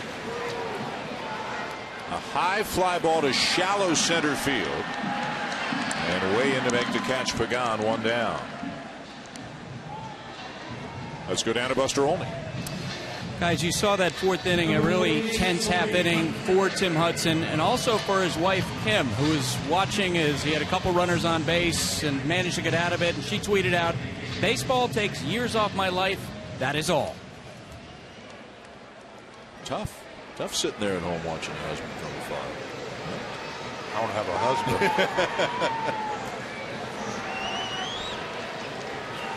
And she's been doing it a long time. It's not like she's new to the baseball business, right? Yeah. I wonder, probably a little tougher watching your husband not have a job, right?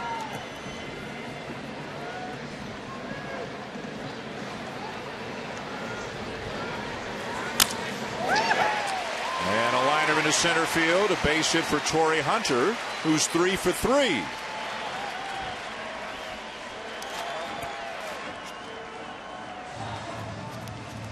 So here comes Miguel Cabrera. Second at bat, the hanging curveball. Watch the ankle, though, comes off the ground a little bit like Hank Aaron. Hank Aaron was a big front foot hitter. Miguel Cabrera hasn't really pushed off in. You see him between innings, limped into his position, and a wide throw right there by Castellanos that pulled him, that made him stretch a little bit. And you see the ankle, even when he threw, his ankle or his foot was off the ground. He's not even pushing off when he throws. So the pain is there, but it's a pain you can live with when you're hitting them that far. His 22nd home run of the season, RBIs number 98 and 99. I got a feeling Torrey Hunter might run in this situation. I know with one out, the last thing you want to do is take the bat out of Cabrera's hand, but Victor Martinez ain't no slouch behind him. Popped him up. Foul territory, and the catch will be made by Duvall. Cabrera retired, a very big second out for Tim Hudson.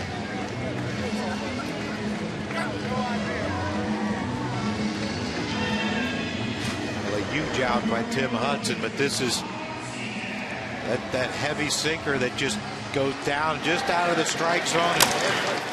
And, even a pitch that low in the strike zone, he can still. He has a swing that he can elevate, but ball down in the zone, you really have to attack it with your legs, and you see that back foot come off the ground. There's no real spin and pivot on his ankle, and like all great hitters, and you got to talk to yourself sometimes, Dan. You tell yourself everything you did wrong from that walk back from home plate back to the dugout, and I'm sure you still talking to himself now. Victor Martinez, the batter, 0 for 2. Well, you just wonder if the Cabrera situation is something. Will it get any better over the next few weeks? It doesn't sound like it. It sounds like it's a pain tolerance thing from now until the end of the season. Yeah, the biggest thing is it's not if it's going to get better, because it's not. If you're going to play on it every day, it's not getting better. But how much worse will it get? Will it get so bad that it becomes where he can't play? And I just have a feeling that he's not going to tell anyone on the training staff or the coaching staff or the manager the real truth, and most players don't. But Brad Ausmus may have to kind of yo-yo Cabrera and Martinez between first and DH, depending on who's feeling better on any given day. Yeah, and that's the issue, because like you said, you call them both in every day and say, okay, which one of you feels well enough to play first base tonight? And that's who you go with.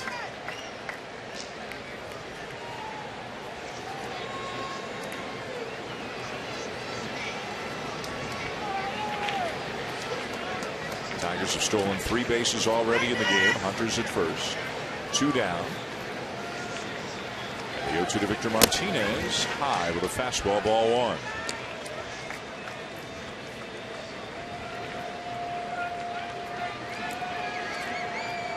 I think he's got a little pine tar on the bat, judging by the left shoulder. Yeah, there's quite a few guys in baseball now that have that. He rests it on his shoulders, and then when he swings, the swing comes through it. I saw it, I believe it was Martin Prado the other day with the Yankees, had a line on his back where if he had his name on his jersey, you wouldn't have been able to see the name on his jersey.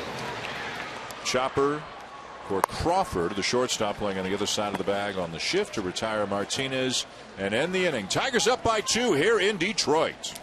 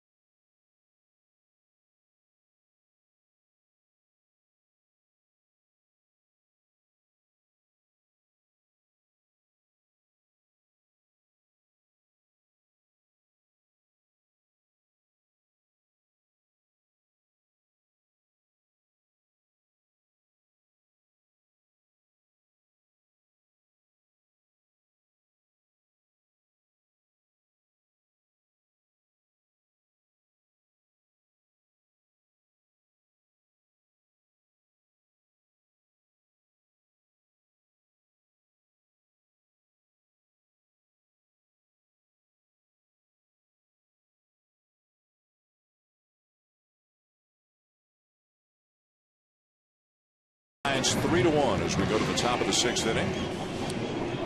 Play ESPN and MLB.com's new games Sunday Night Showdown. Who will tally the most total bases? Will it be Brett Gardner and Jacoby Ellsbury 1 week from tonight, or Adam Jones and Nick Markakis? It's free to play. Make your pick now at ESPN.com/MLB Showdown for your chance to win 4 2015 opening day tickets to the team of your choice. A high fly ball to deep left center field, and Kelly is there to make the catch as Buster Posey sent it a long way, but just to the wrong part of this ballpark, as he is retired for out number 1. We talked about it, Dan, how much more aggressive Buster Posey is early in the count, and he has swung early in the count in this game, and that one, like you said, he just missed that. This is one of those, I got him throwing first pitch strike, 87 miles an hour, just out over the plate enough that Buster Posey couldn't square it up to hit it a little lower to get it out of here. Caught it off the top of the, or bottom of the bat, or top of the bat, and up in the air she went and didn't carry. So had Lobstein not gotten panicked to it in the 5th, in all likelihood it felt like he was going to come out and not face Posey. Are you surprised Brad Ausmus brought him back out for a fresh inning in the 6th? No, because they still have someone down there warming up or throwing, and that if Buster Posey gets on base, now Hunter Pence becomes a tying run, and Albuquerque should be loose. Now it's left-hander Blaine Hardy is up alongside Albuquerque.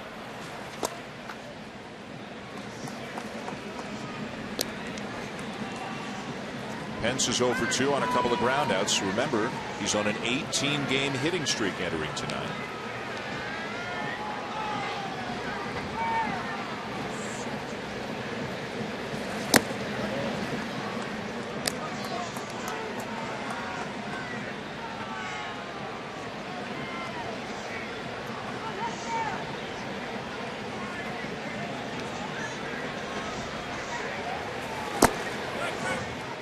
It's just low as Pence draws the walk. That'll bring up Pablo Sandoval, a switch hitter, and this year he's been a much better hitter from the left side. So the Tigers will want to keep him on this side. The question is it Lobstein or is it Hardy? And right now it looks like it's Lobstein. When you look into the Tigers dugout, every coach is standing. Most of them sitting.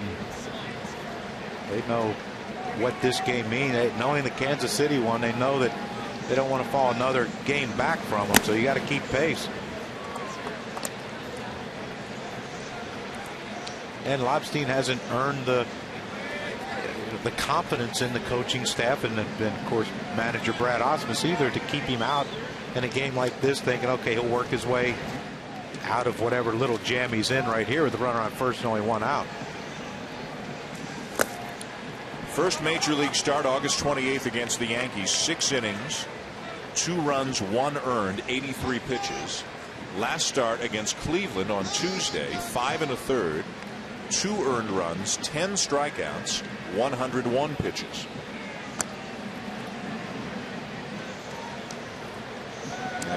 In the minors this year at AAA Toledo, 9-11 with an ERA of 4.07 in 25 starts.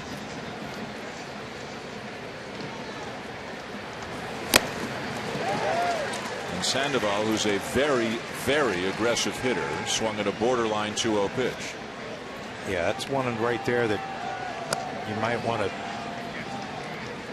be a little more or less free swinging on and get a 3-0 count instead of a 2-1 count. Because now Lobstein can go any way. Slider, change up, get him out in front, roll over grounder, double play. 2-2. That's, I love aggressive, but aggressive in the strike zone, and that's something that they've talked to Buster Posey about. Be aggressive in the strike zone, patient outside of it. And Pablo, though, his whole career's been aggressive in and aggressive out of the strike zone. Guy who's a free agent at the end of the year. It's going to be fascinating to see whether the Giants want to retain him and offer him a big lucrative deal. At his best, he's really good, but his weight has been an issue, and he's had his ups and he's had his downs for the Giants. Yeah, I mean, he had a couple years ago where he wasn't even on the playoff roster. In 2010, and then in 2012 he was the MVP. One of the reasons why they won the World Series. And then MVP of the series World against Series. Detroit. 3 home runs in game 1, 2 of them off Justin Verlander. A bouncer to the left side. To second, one on to first, not in time.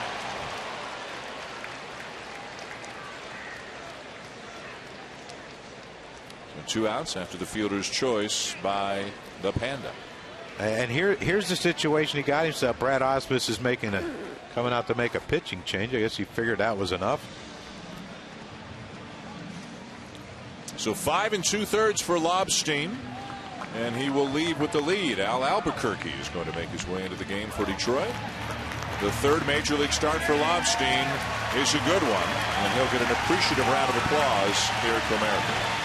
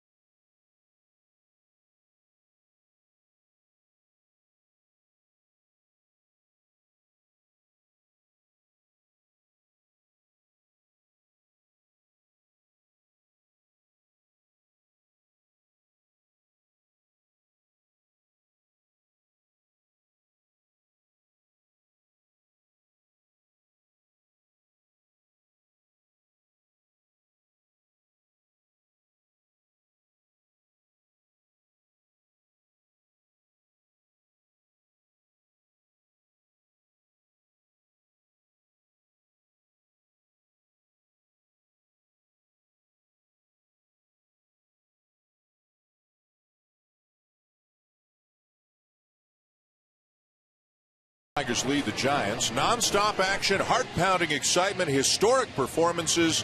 Don't miss the 2014 postseason beginning September the 30th.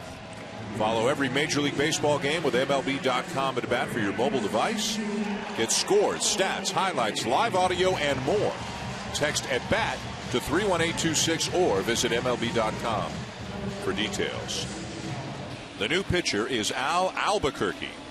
His 64th appearance of the season, 3-1 with a 2.68 ERA, a 1.99 ERA over his last 45 appearances.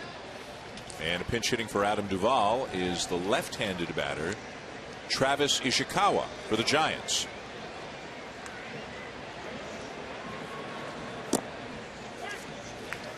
And a breaking ball in for a strike.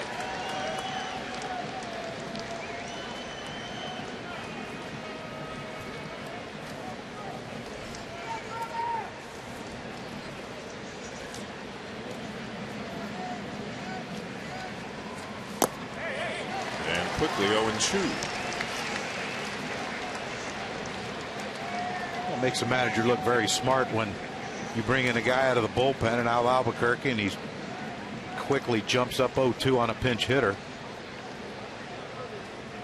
Of course, he's smart anyway. Ivy Leaguer.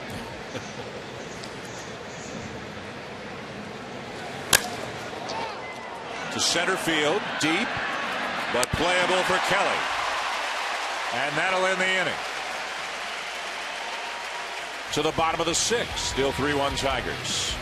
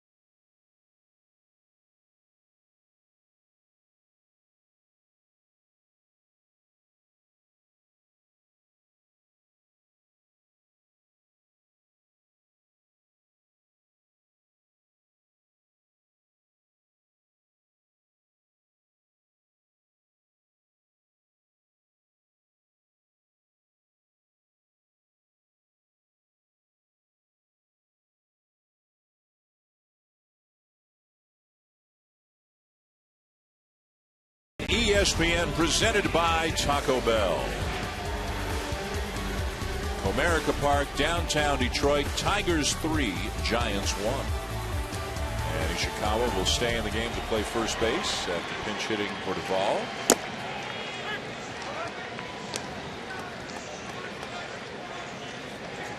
Which leads us to J.D. Martinez leading off the inning for the Tigers. He is grounded out and had an infield hit.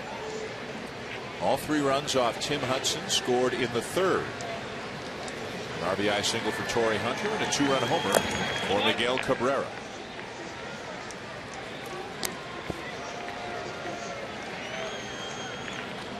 You want to know the difference between a veteran pitcher and a young, inexperienced one? Yep. The inexperienced one, they got guys up in the bullpen in the 5th inning with a lead.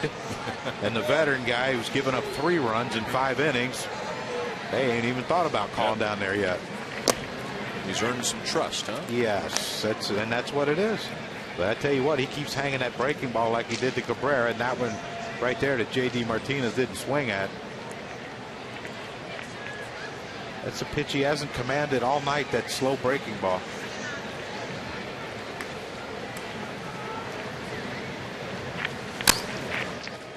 And that one will sneak through. Second hit of the night for Martinez.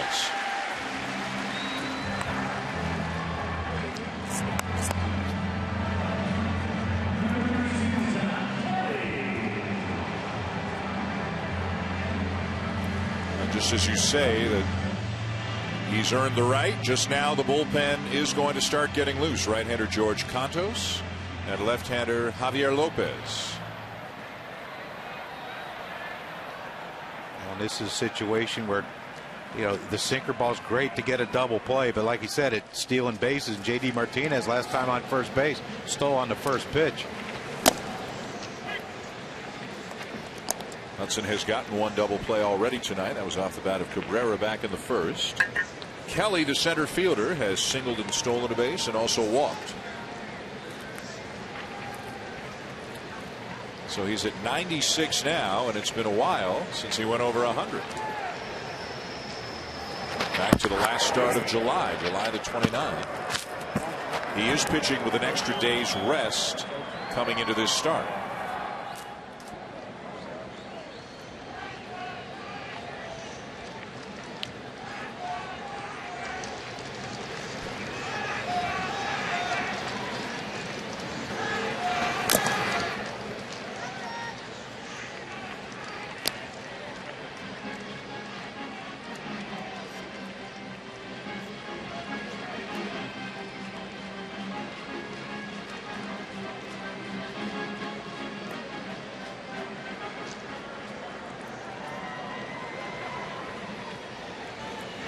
Out in front of Kelly, no balls, 2 strikes with Martinez at first.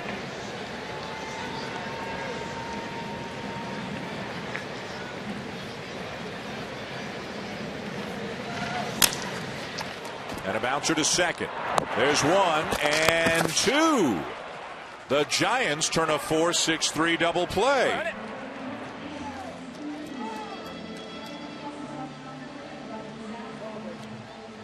There's a difference between getting ahead in the account in the at bat or pitching from behind. Pitching ahead in the count, he made Kelly be a little more aggressive. That sinker just out enough to have Kelly hit, not be able to pull it into that hole. But you see Panic right there, the quick feet, the nice feed to Crawford. Of course, we know Crawford has a strong throwing arm, and got that good enough feed from Panic that he didn't. J.D. Martinez couldn't be bear down on him and take him out into left field.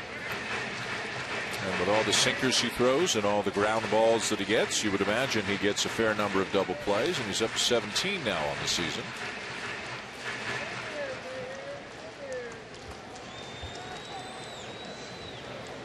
Castellanos has grounded out and struck out.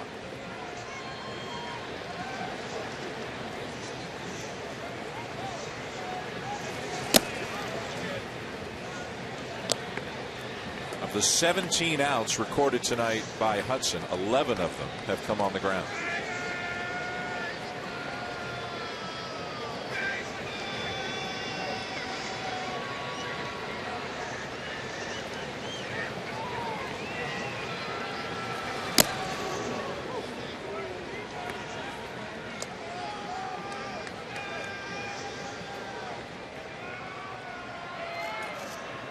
Lopez looks ready if needed out there in the bullpen. Avila, a left-handed batter, is on deck. Well, you have ever seen anyone warm up quite like that? You know, lefties are different. Oh boy. And you are? Lefty. Thank you. 2-2.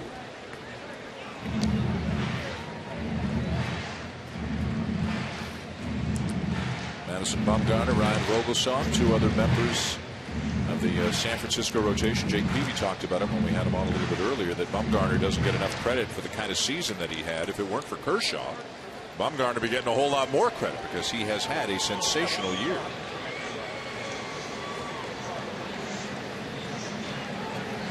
It's going to be tough to be the best pitcher in the National League West as long as Kershaw's out there. But Bumgarner's trying to put himself into that category. 197 innings already, 199 strikeouts to just 39 walks, and tied for the National League lead in wins with 17. Kershaw's just kind of lapped the field when it comes to the Cy Young this year. And he missed the first, 5 weeks? Yeah, he made that first start in Australia. And in the back. And, you know, we heard rumors that he could be done for the year. Well, if he's done for the year, I believe day one of spring training, if I'm done that, I'm going to whack him in the back with a bat. Johnny Cueto's also got 17 wins, so 3 of them. And Adam Wainwright picked up his 17th win today, a complete game 7 hitter for Adam Wainwright. The Cardinals win again. They've won 8 out of 9. They beat Milwaukee 9-1. The Brewers have lost 11 of 12. They have gone from leading the NL Central to just scratching and clawing to try to stay in the wild card race in what seems like a heartbeat. Fly ball to left field, but it'll stay in the yard. Blanco makes the catch, and that will end the inning. End of 6. Tigers 3, Giants 1.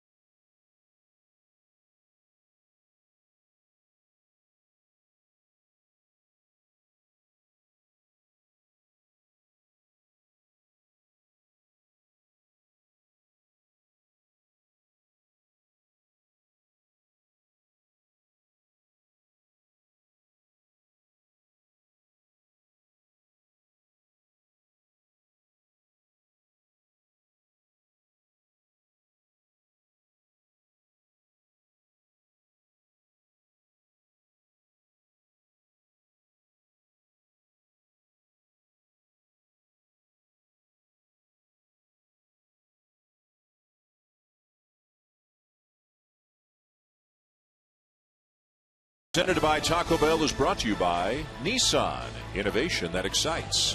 Xerox, the company that simplifies the way work gets done. And Smirnoff, please drink responsibly. Nice night here in Detroit. We go to the 7th inning. The Tigers try to salvage the final game of this series. They're up 3-1. trying to not lose any ground to Kansas City and pick up some ground on Seattle, the team in front of them in the wild card race. The Mariners lost to Texas today 1-0. Kansas City defeated the Yankees 2-0. And Kansas City is here for the beginning of a 3-game series starting tomorrow night. You can see the Wednesday night game here on ESPN. Joaquin Arias facing Al Albuquerque, and a base hit through the left side. Arias is 2 for 3 tonight, and now 15 for his last 30.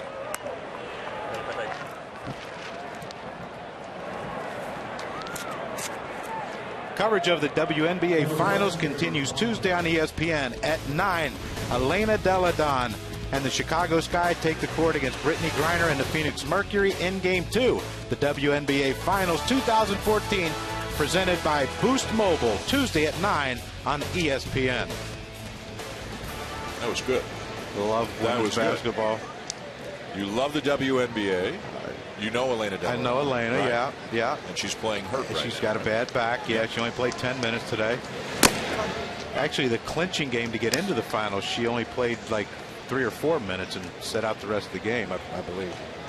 Big games today for Diana Taurasi and Candice Dupree. 19 points, 11 assists for Taurasi. Candice Dupree, 26. Brittany Griner, 12 points, 8 blocked shots. So we got to Chicago Sky has to kind of figure their way around that. So Phoenix takes game 1 of the best of 5. The batter is Gregor Blanco, who has struck out and doubled and scored. Scoring the only run of the night for the Giants. Fashionable and functional. It is a nice night. This is my kind of weather here. Just a hint of autumn, just a little not too hot. Yeah, you're anti-heat. Oh, yeah, boy. I mean, vehemently anti-heat. Those people with my build yes, are. Heat and you do not get along. No. It says 73 degrees up on the scoreboard. Yeah, that's right in your wheelhouse. That's right where I want to be. Yeah. Although 10 or 15 more pounds, 50 would be nice too.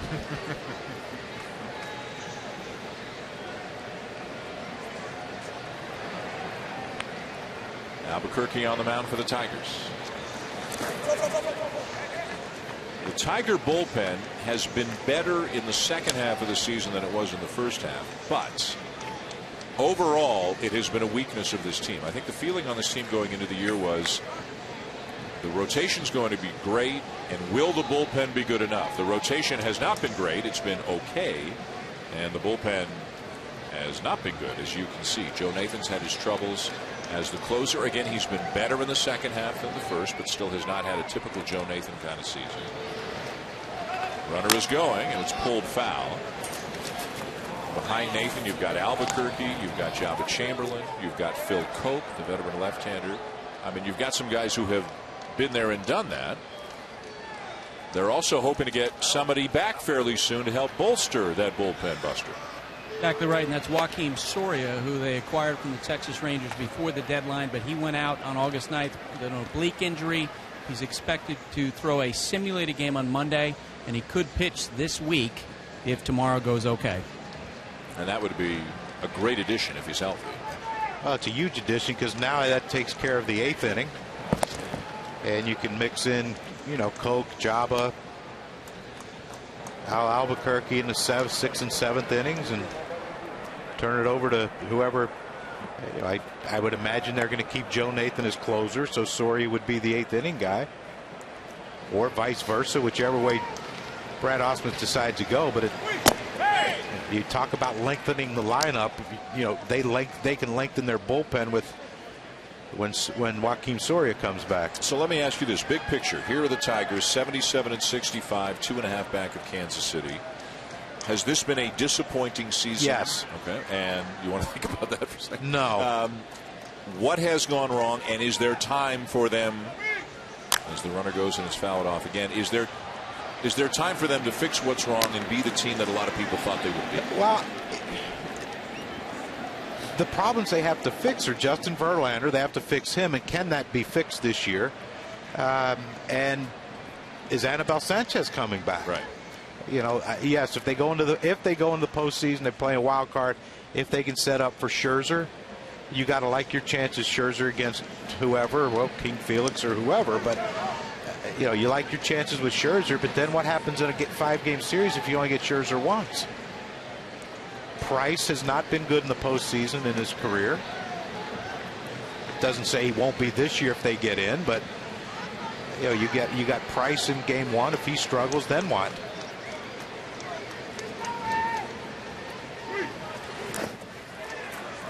Full count. Well, he was running every other pitch. You might as well run this one too. 3-2. Looks like Blanco's seeing the ball well off of him, off of Albuquerque, so you let him go.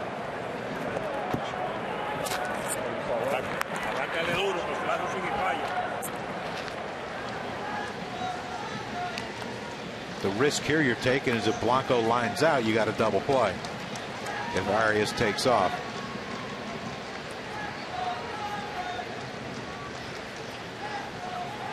He is running, and it's bounced foul. Arias is getting his leg work in today, isn't he? What's that, 4, maybe 5 times he's gone down there. We were playing in Colorado, and I was on first. Dave Hollins hitting, and it was a 3-2, 2 outs, so I had to run.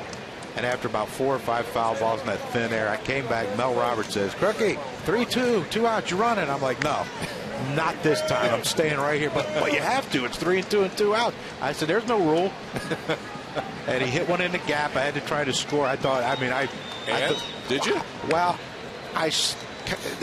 they call it a slide, but it was really just a stick because there was no momentum when I hit home. But you were safe. I was safe, and All Darren right. Dalton actually had to help me up and help me into the dugout. Oh boy. Hey, it ain't Colorado.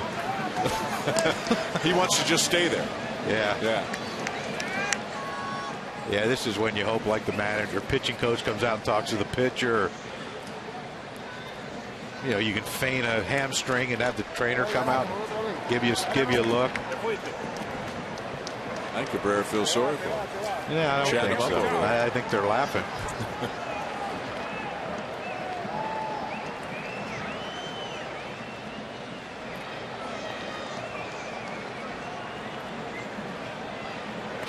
Going again. And it's ball 4.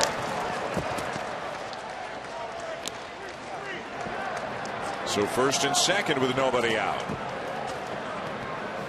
For the number 9 hitter, Brandon Crawford. Well, pitching coach Jeff Jones coming out here to talk to Albuquerque, but you know,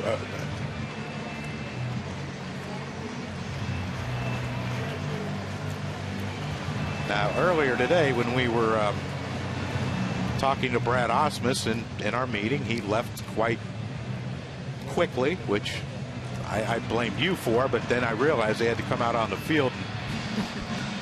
They were working on bunt plays, which at this point in September, you would never think we're going to work on our bunt plays. But this is a good situation right here because I had almost bet my bottom dollar that Brandon Crawford's going to bunt with no outs in first and second. Here they are right here working on them.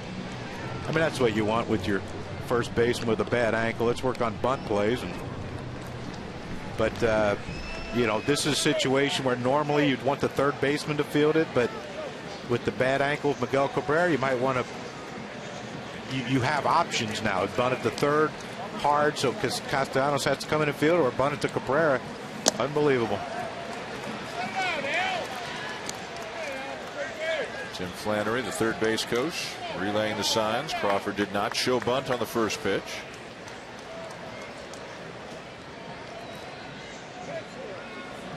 Surprised that they're not bunting here.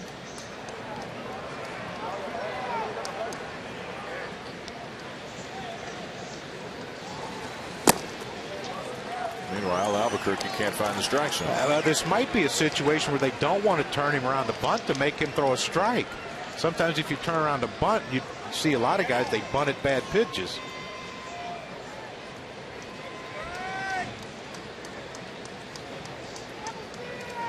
And this is a situation, this ball better be in a thimble for Crawford to swing. And he throws a breaking ball. How do you do that? Right-hander Jim Johnson has joined left-hander Blaine Hardy in the Tigers pen.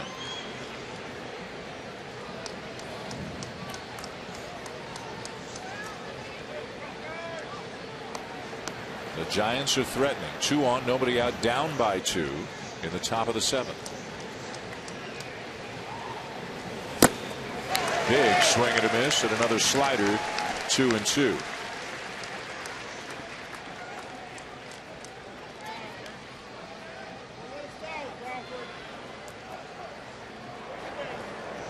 Arias at second. Blanco at first. Nobody out.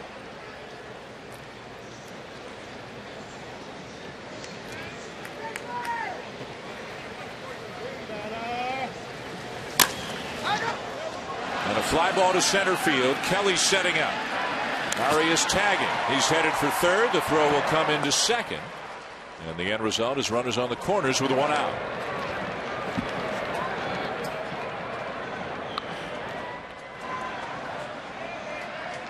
And here comes Brad Ausmus. He wants the left-hander.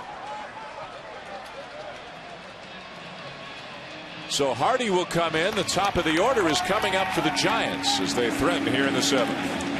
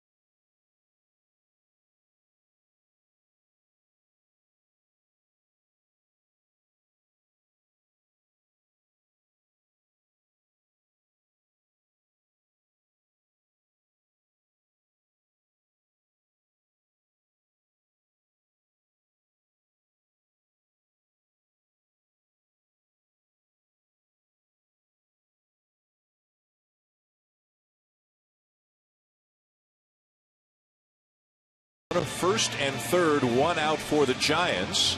After a couple of interesting things, the lack of a bunt attempt by the Giants, and then the decision made out in center field by Don Kelly. Yeah, shocked that Brandon Crawford wasn't bunting, but Brad Ausmus told us that Don Kelly's not going to hurt you no matter where you play, and he doesn't make mistakes. You see Arias tagging up the fly ball to center field. He could have tried to throw to third to get Arias, but no. Let me throw it to second. We have a 2-run lead. Arias runs. Okay, if he scores, it's 3-2. But I keep the double play in order by not throwing it through to third base. Smart play by Don Kelly. And if we can get a double play right here out of Angel Pagan, then Brad Ausmus is going to think what a smart man I am for putting Don Kelly in center field. Most guys are so tempted to try to just, I'm going to try to throw everyone out, but left-hander Blaine Hardy into the game. He's had a couple of different stints with the Tigers this year, beginning with his major league debut back in the middle of June. And has a 1.67 ERA in his last 24 outings. Facing Pagan, the switch hitter, who turns around to bat from the right side. Gordo Kelly, the first base coach for the Giants, with some advice for Gregor Blanco. Yeah, don't get picked off. So Pagan, and he almost did get picked off. Man, oh man. And that's one where if Cabrera thought they had him, he probably looks into Ausmus, and they think about a review here, but Cabrera's not doing that. Well, they just signaled for Castellanos to go in there and look. Ooh, that's close. To go in there and talk to Hardy, and then now I think they want to watch it a couple times. You see, looks like Brad Ausmus is going to come out and challenge this thing.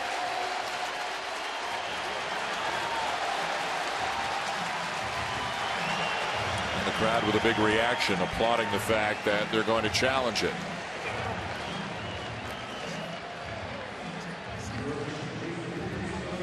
So it will be Mark Wegner, the home plate umpire, and the crew chief Mike Winters, who's at first, who made the call. Over to have a look.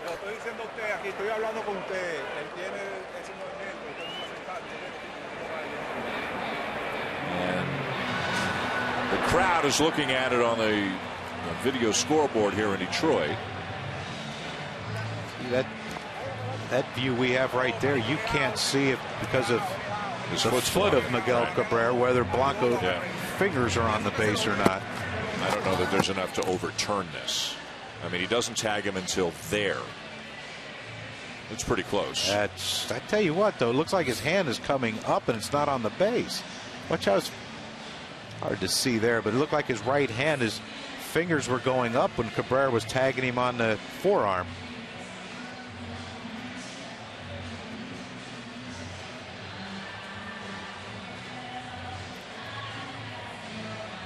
See how his fingers are coming up right there? Watch him when he in between his legs. Is Cabrera's right heel. You see how they're still up? I don't know. Is it on the base? That's. But if it's inconclusive, then the call stands. He's safe. So and safe. Let's move forward. But this could be one of those that they look at a few times before they can get a definitive. I mean, this is an oh boy. It's a big one, given the situation of the game, and safe is the call. And that's the disadvantage of having a right-handed first baseman as opposed to a left-handed fielding first baseman. Lefty can just drop it on him. The righty has to catch it and bring it back across his body. But if I'm Blanco, I don't think I'm getting out there too much further. So Blanco's at first, Arias at third, one out. Angel Pagan the batter. 1 for 3 on the night. Drove in a run with an infield hit back in the 5th.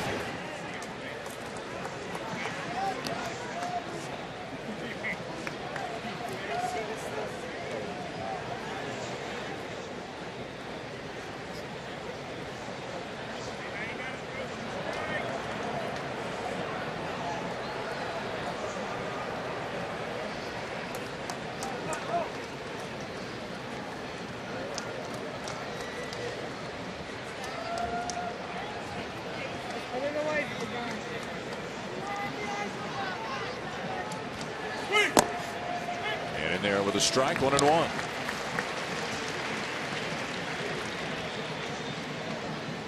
Three in the 3rd for the Tigers, a run back in the 5th for the Giants. San Francisco threatening here in the 7th.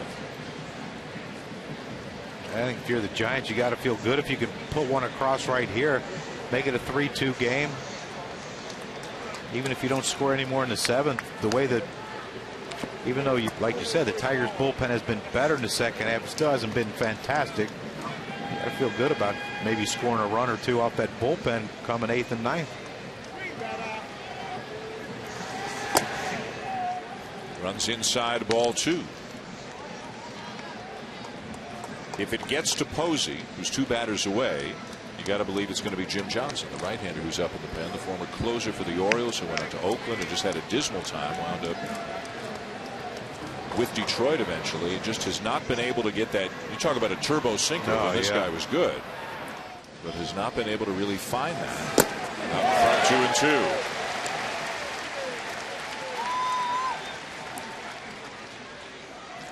2-2. Angel Pagan 2-1 was looking for a fastball middle in and trying to put his team ahead with a 3-run homer.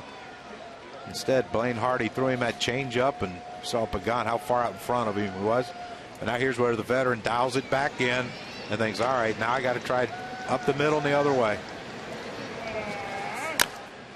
And the curveball's hit just foul up the 3rd baseline. But see, that's what happens, Dan, when you're a hitter and you're thinking up the middle the other way. A slow breaking ball like that, you're going to be out in front, and that's the one you pull.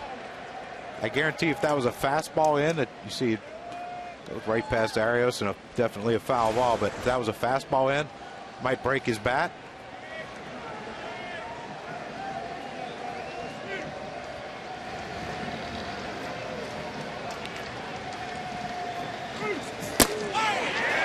Ooh, just missed inside. Let's have a look at K-zone.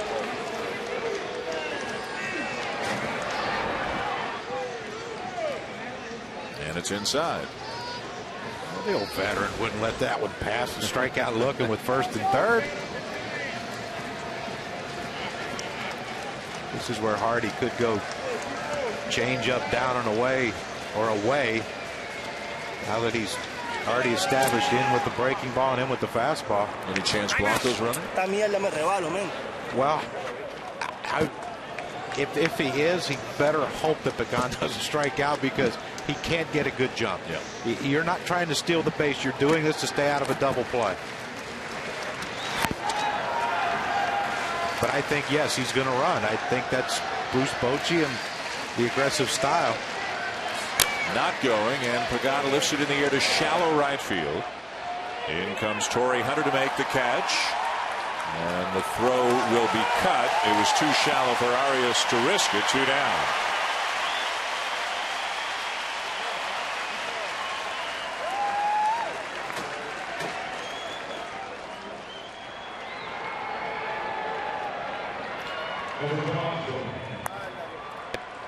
You remember, Dan, at 2-2 pitch, he threw a breaking ball for ball 3, then he threw ball 2, and then a fastball in, and then you see Pagan right there, the changeup away, even though it was up. You saw Pagan's hip because he established in the pitch before with the fastball that was close, that made the count 3-2, and he throws that changeup. Pagan's hip opens up, and he hits that weak fly ball to right field. It couldn't score him. So here we have maybe the key at bat of the night right now. Joe Panik is up. The rookie second baseman, first and third, 2 down against the lefty Blaine Hardy. If Panik can do something, Posey's going to come up. Probably Johnson will come in. So this is a huge situation here as Hardy tries to get Panik. Well, this is the way both teams drew it up. And, mid-September, early September, pennant races for both teams. Both teams chasing division leaders. And Blaine Hardy's in the key matchup against Joe Panik. It's not a 25-man sport. It's a beautiful game. Teams are using 40, 50. This year, even a couple teams have, I think Texas used 60 this year. And by the way, the sudden departure of Ron Washington causing big news. And I know we both send our thoughts to Ron Washington. That whatever the personal matter is that it is something that can be dealt with. I mean, baseball's a better place with Ron Washington in it. Yeah, we miss him. We're going to miss him. Going in there, talking to him. Popped him up. Avila has room. Inning over.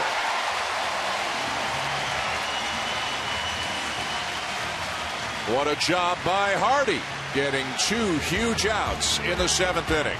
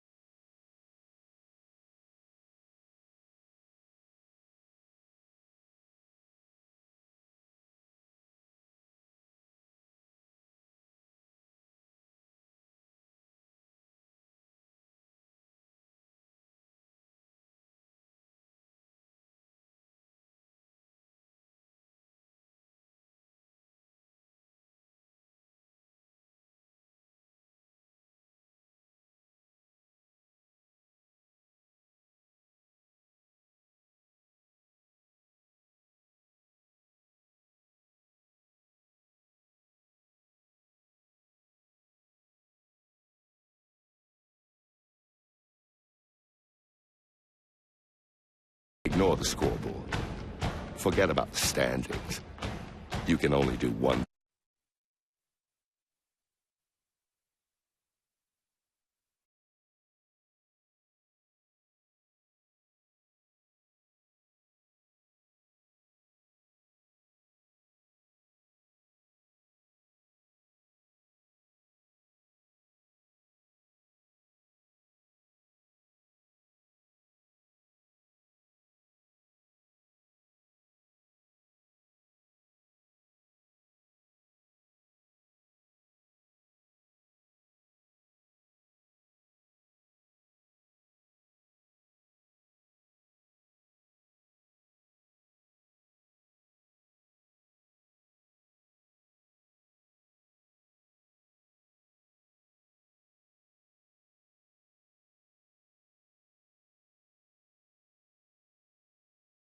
Ignore the scoreboard. Forget about the standings. You can only do one thing tonight. She is gone! The only thing that counts in September. Win. Baseball's pennant race on ESPN. On to the bottom of the 7th here at Comerica Park, with the Tigers still leading the Giants 3-1.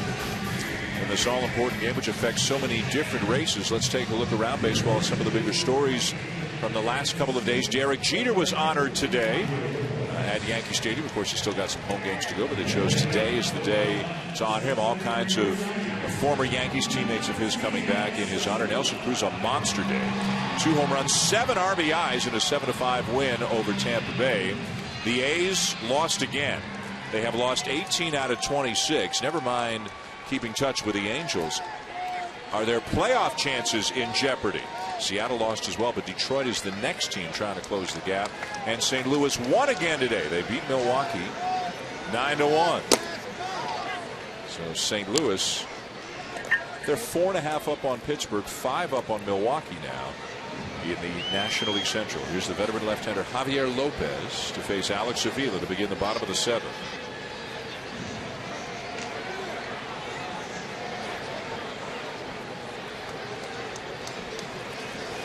A lot of people watching tonight for the Giants also would have an interest in the A's. Bay Area folks, 8-18 in their last 26. This was a team that a few weeks ago, best record in baseball. They had John Lester. They could miss the playoffs right now. This scoring a ton of runs. Yep. There are 20 games left for the A's. And as mentioned, they're 2 ahead of Seattle for the first wild card spot. And then Detroit's trying to catch Seattle. Right now, there's Detroit, 3 back of Oakland. Oakland, to put it another way, is only 3 games in the playoffs right now, if you will, with 20 to go. And they've got all kinds of games with the Mariners and the Angels left. And we said it last week, and this is a theme that will be continued on.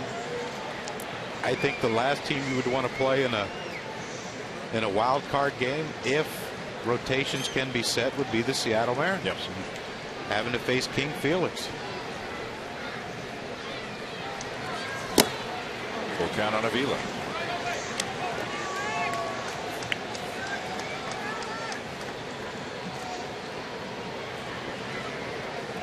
Yeah, it's tough. You know, it was a concern when they traded for John Lester and they traded Yoenis Cespedes, that what will become of their offense? Will they be able to score? Will they be able to score enough to win consistently? And Lopez gets Avila. And you can see now that that's not the case. And on the flip side, from the Angels' perspective, they lost the guy who most would say was their #1 pitcher this year, Garrett Richards, and they've gone on an absolute tear. They're 87-55 right now, and running away with not only the American League West, but quite easily now have the best record in baseball. And nothing against Clayton Kershaw, Justin Verlander, but that's why, to me, pitchers and MVPs are, you thought, okay, if you could trade a #1 for your 4th hitter, would you do it? And a lot of people saw, absolutely, we'll take the pitching. Well, what's it do to your offense? Because when you take away your cleanup hitter, Yoenis Cespedes, it affects 1 through 3 and 4 and 5 and 6 in your lineup because he's not there anymore. So now you're asking a guy who's not a cleanup hitter, you're going to bat cleanup, we need you to hit for power or hit for more power. And it just, things change in your lineup when that guy's out. Romine reaches, waiting for the scoring if it's an infield hit or an error, but either way, it's an infield hit is the scoring. Lopez is out. Contos, the right-hander, is coming in for the Giants.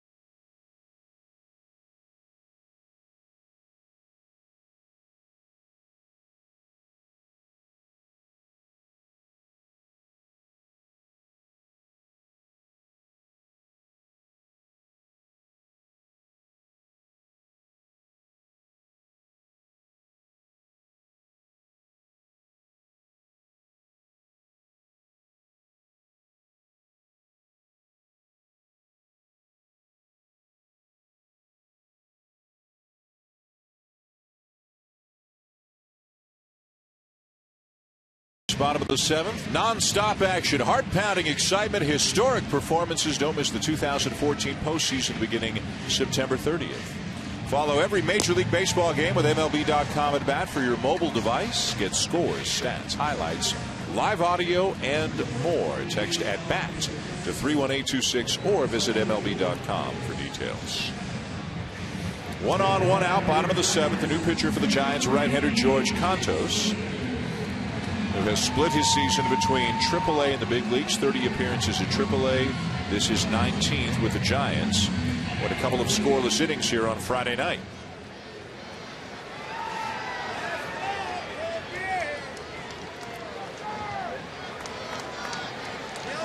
Top of the order, Ian Kinsler, 0 for 3.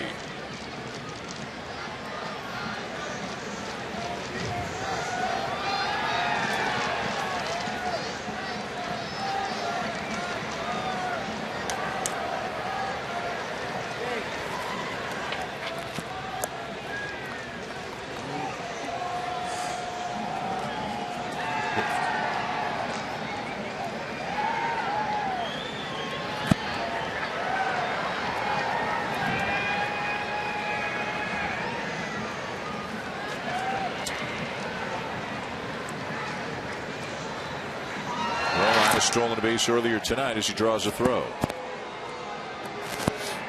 Yeah, and the reason why Contos held the ball so long is, you mentioned, see that fake move right there by Romine, and Contos like, all right, settle down, I'm going to hold it, wait for time to be called, go back to your base, and all's good. Then when he tried to throw over, Romine had another little false step getting back to first, so he's runnerish. And he's running. And he's in there. Second stolen base of the night, and the 4th as a team for the Tigers.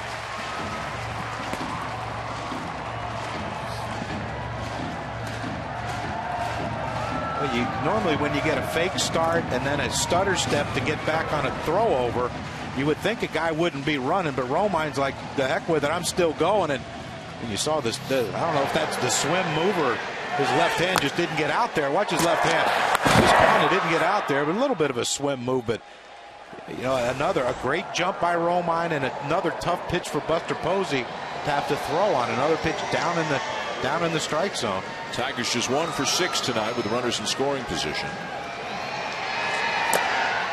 Or down out of the strike zone.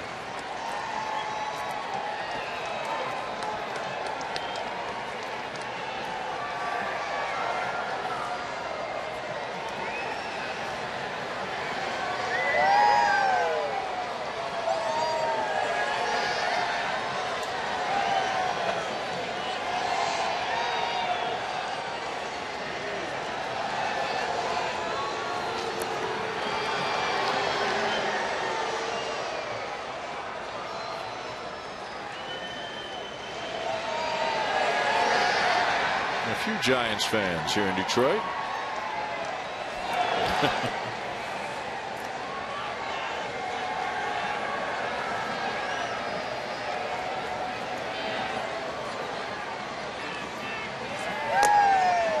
Two-0 breaking ball in for a strike.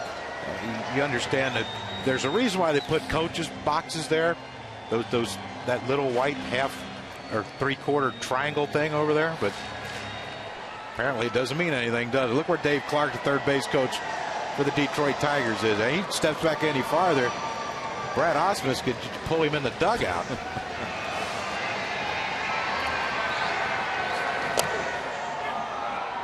And another breaking ball over the inside corner for a strike, 2-2. And two reasons why he's there. It gives, on a base hit, it gives Romine a better view of him, waving him or stopping him. But it also keeps him out of harm's way, because not that Kinsler can't get out in front of one, but you're more apt to get hit when you're in that box than you are where Dave Clark is.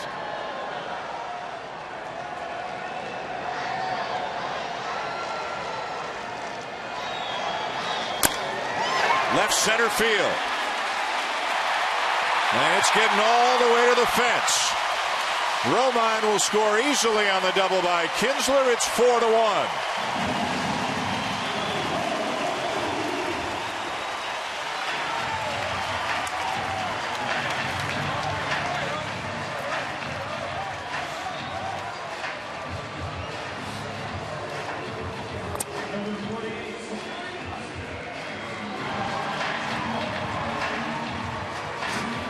Seventh double of the year for Ian Kinsler, and you see the pitch, a slider by Contos that just didn't get down in the strike zone, and you feel lucky it's just a double. That pitch, it hit off the bat of Ian Kinsler, but the great thing is Dave Clark doesn't have to move. There's Torrey Hunter, 3 for 3. You see him now. He's getting in Romine's view. He's getting in his view. Now you can see me. Now you're going. And then it's just, okay, Kinsler stopping at second. Let me get back to where I was. Is that something you feel should be enforced? No. Where the coaches are? Well, I mean, if they're making them wear helmets for safety, which they should, I understand that. They should negate those coaches by. It's not like he's getting signs. He has a worse angle getting a sign from Buster Posey right there where he isn't, as opposed to being in the box. As you said, he's just there. If Hunter comes up with a base hit, he's just there so Kinsler can round the bag and get as long a look at him as possible before he gives him the go or the stay. Yep. And it keeps him out of harm's way of a foul ball. I mean, Torrey Hunter would have to almost hit one behind him to hit Dave Clark right now.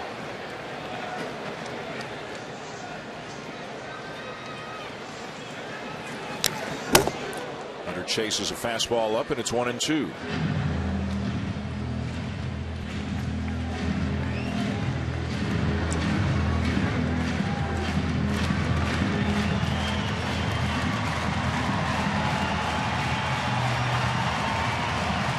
Looming on deck, Miguel Cabrera, who's already homered in this game.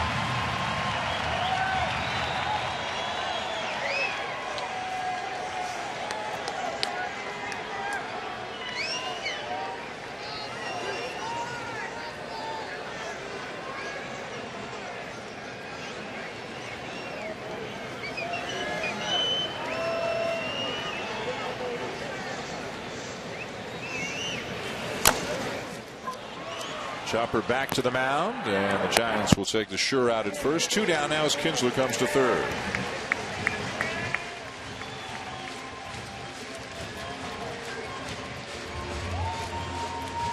Now Cabrera. Well, Miguel Cabrera got this hanging breaking ball from Tim Hudson. It just didn't have any bite to it, down and out of the strike zone. He tried to get him to chase it, hung. He hung one out there into the left field seats, and normally this is a situation where you don't even think about it. You put him on, trying to get the next hitter. Problem is, the next hitter has been their best hitter this year, Victor Martinez, and this is why he will get pitched to.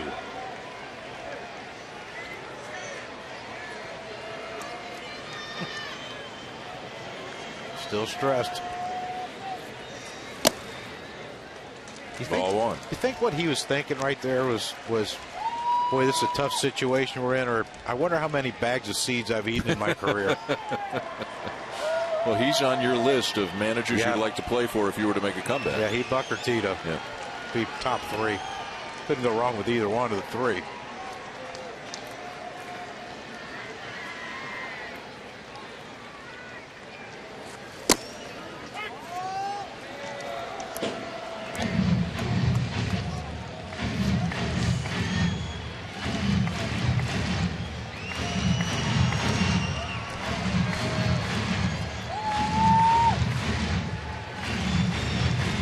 Run in for the Tigers this inning, looking to add to their lead, up 4-1 with a runner at third, 2 down for Miguel Cabrera.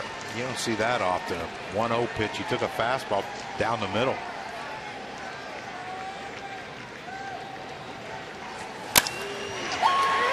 And a base hit into left field will bring in another run.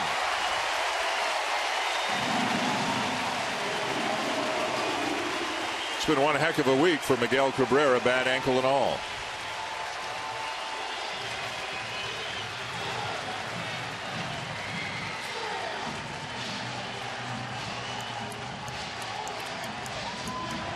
#100th RBI on the season for Miguel Cabrera. See how excited he is about it. He is asking for the ball, but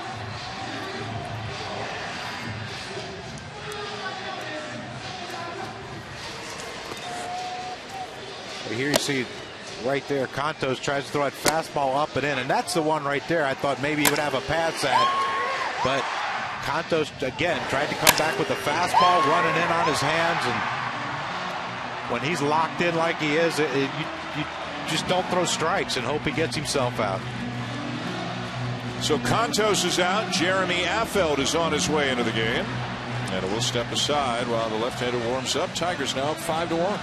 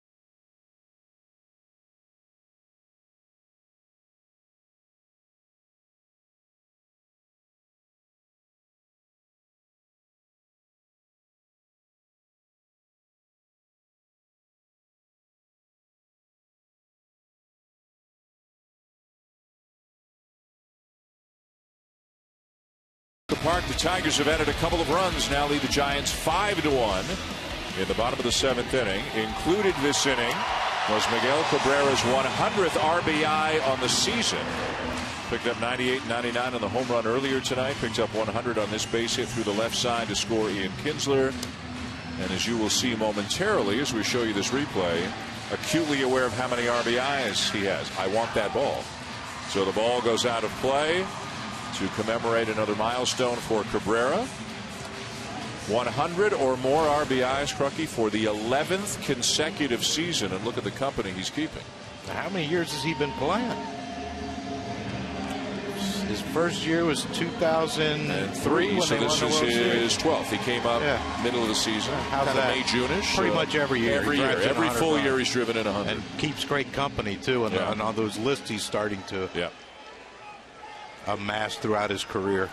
Here's Jeremy Affeldt to turn Victor Martinez around. Martinez is 0 for 3.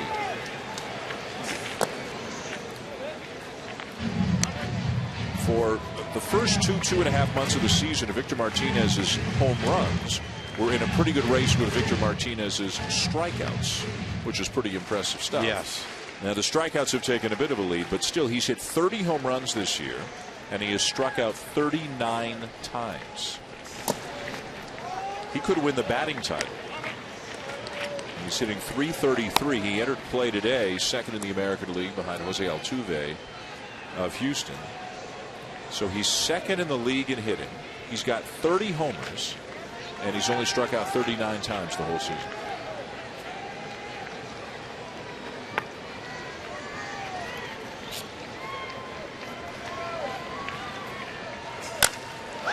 Right center and well hit.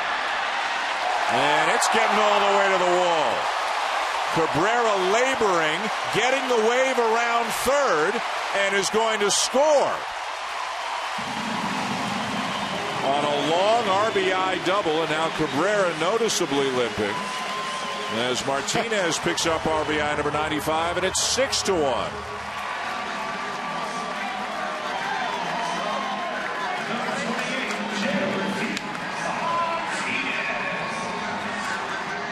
A lot of interesting things right there happen on this play right here as Victor Martinez with 2 outs hits one in the gap. There you see Victor. Ho-hum, another double. There you see it, the head stays right in the center of his body, but look at Miggy, 2 outs.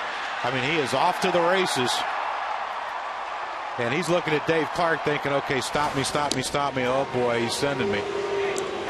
It looked like to me the way the relay throw came in from the outfield as if they had conceded the run and were throwing to third to stop the triple, but because it was Cabrera and he was limping so badly, if they try to get him at the plate, I think they get him at the plate. I think Pagan just overshot the first cutoff man, which ironically it looked like it was Crawford that went out as the first cutoff man, and Panic was the one backing him up, which normally on a ball in right center field, the center fielder would be the first cutoff man with a shortstop behind him. But I wonder if Mickey's done too, if he doesn't come out and play first anymore now that it's 6-1 and he just hit. And yeah, you wonder 5-1. I mean, I know you don't have 100% faith in your bullpen, but 5-1 with only 6 outs to get, well, 6-1 now. You wonder 5-1 why they wouldn't have pinch ran for him at first base. Like you said, Don Kelly has a glove for every position. He could run in there at first base. Yeah. Put whoever in center, Rajay Davis. Intentional walk to J.D. Martinez brings up Don Kelly.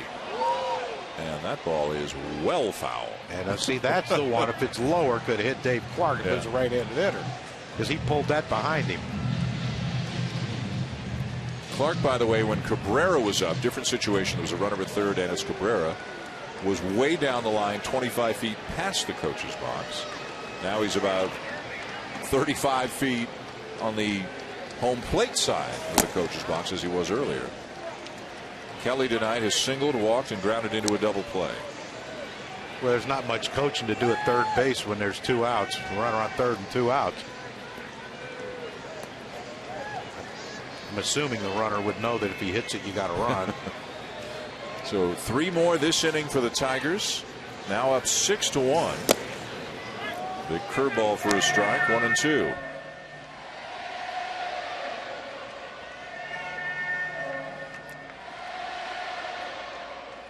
Cabrera with 3 RBIs on the night, 100 on the season.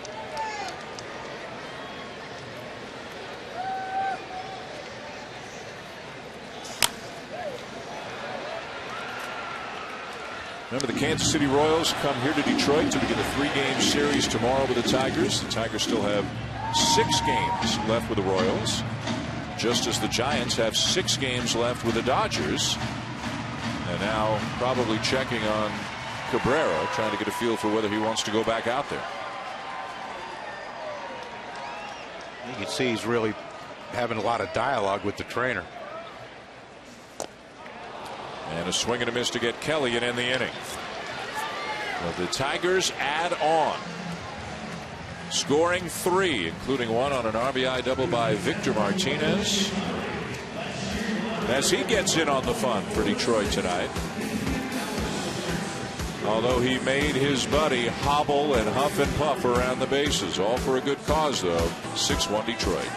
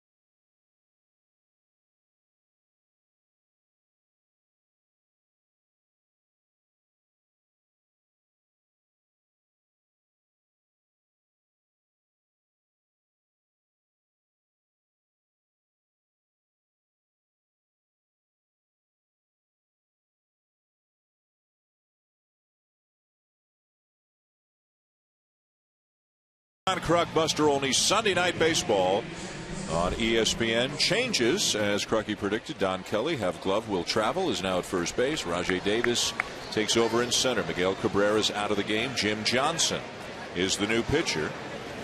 And Buster Posey takes ball 1. So you were saying, you know, should they run for Cabrera when they're up 5-1? They don't. He scores. They're up 6-1. Talk to him, see how he's doing, and then don't send him back out on defense. But that's the risk you take. So many risks in that play by letting him run. Now, the same thing if Victor strikes out, there's no running involved. But Victor hits one in the gap, and now all of a sudden he has to run.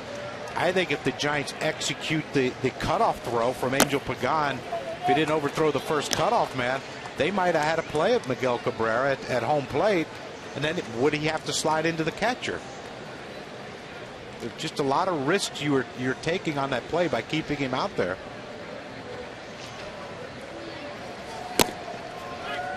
Three and one, the count on Posey. But again, if they had a shutdown 8th inning and a definite shutdown 9th inning guy, I'm sure Brad Ausmus would have pinch ran for him, but they don't right now, and every run's imperative, and maybe he didn't think 4 was safe in the 8th and 9th inning. And there's ball 4 as Johnson walks Posey to begin the inning. We talked a little bit about Johnson last inning.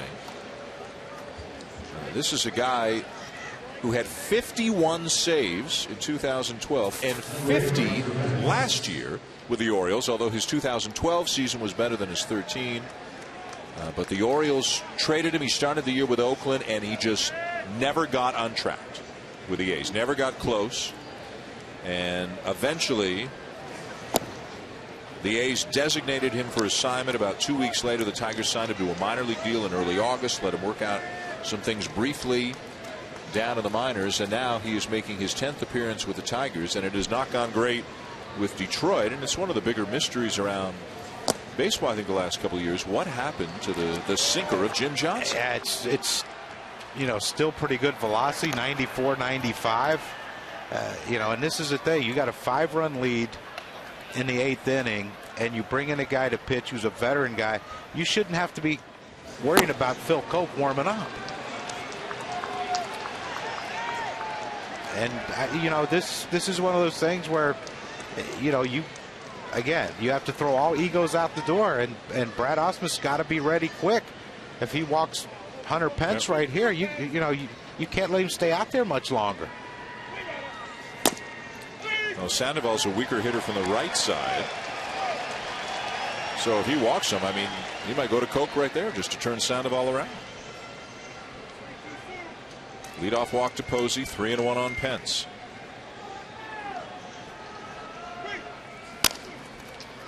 Ground ball to second, bobbled, and as a result, they're only going to get 1 when they had a chance at 2.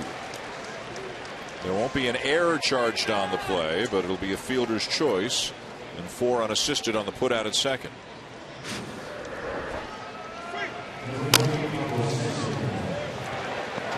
That's just trying to get out of his glove for the backhand flip to Romine, and Kinsler just didn't ever get it into his hand. And the smart thing is, a lot of young players might have tried to rush another throw to Romine.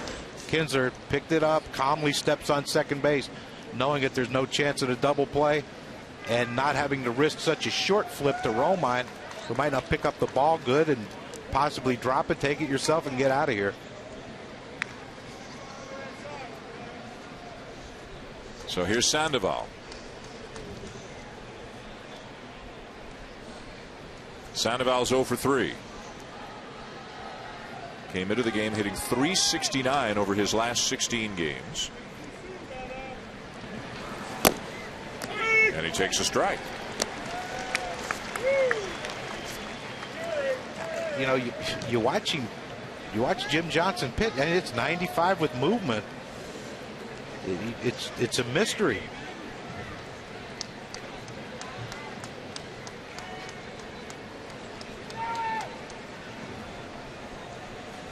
Runner goes, and the pitch is swung on, hit high in the air down the right field line. Hunter into foul territory, and it's back in the seats. And if memory serves me correctly, even though he throws with high velocity and movement, Jim Johnson, he's never been a big strikeout guy, I don't think. I know that you're right. He's always been never, you know, pitched to contact with 95, 96. Yep. And that's hard to do as a closer. If you can't strike people out as a closer, and you guys put the ball in play, it's, you know, even though back-to-back 50 season saves, longevity's not a big thing apparently. Breaking ball fouled back. The first year when he had 51 saves, 68 2/3 innings, 41 strikeouts, and then last year 70 1/3, 56 strikeouts. Yeah, and that's, you know, most closers are strikeout an inning, some a little more. A couple of them a lot more. Yeah, Kimbrel's like Chapman. Kimball's like, and Chapman are like 4 an inning.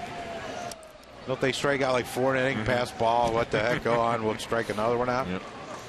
But yeah, and that's the thing, when you talk to some people in the Orioles organization on why they let him go, is because he doesn't strike out a lot of guys, balls get put in play, and eventually there's going to come a time where they don't hit him at people, and there's always going to be people on base.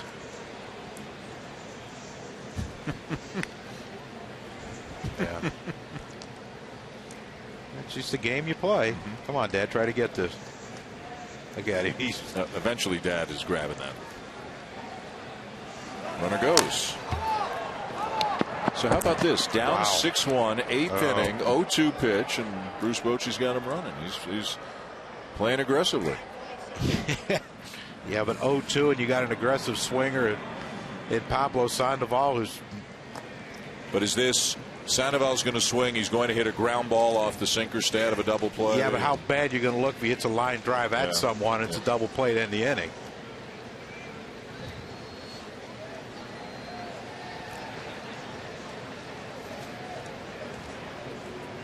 I mean, if he's stealing the base to stay out of the double play, that's fine, but not 0-2.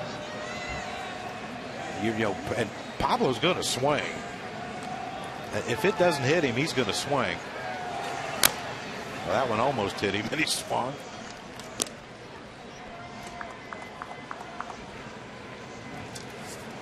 They're still at it. He ain't got it yet. Dad's being a good sport so far.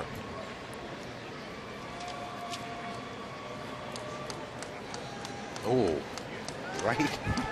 Little backhand to the eyeball right there.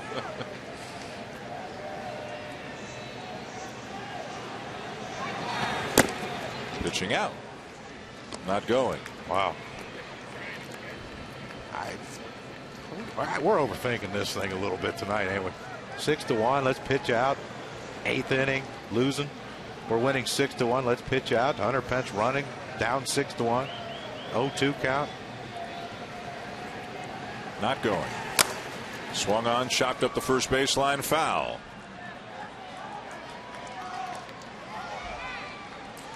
Think Sandoval's a Giant next year? Well, let's say, what are the options? For him or for them? No, for them. Buster, what are the options?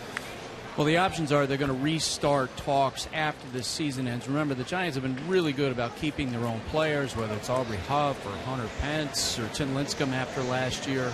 They had talks in spring with Sandoval, but now they're going to have to restart him after the year. And the Giants are expected to give him the qualifying offer. Pitch up and away, 2-2. And if he got that qualifying offer, Buster, would you expect Sandoval to accept it? No. He certainly in spring, when they were having negotiations, he was looking for a lot more than the Giants were willing to give up. The big question for the Giants, I think, is going to be the number of years in the contract because of the conditioning issues that you were just talking about. What are they going to do with all the panda hats? Runner goes, and the pitch down and in and gets away from Avila. And Pence into second. He'll be credited with a stolen base. That was a good take, too, by Pablo. Tough to hit that one. It goes between your legs. And we've all swung at him.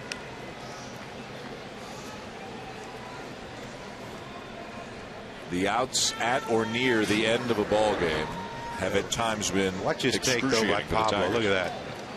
It almost hit him in both feet, but it missed him and gets past, and Hunter Pence was stealing.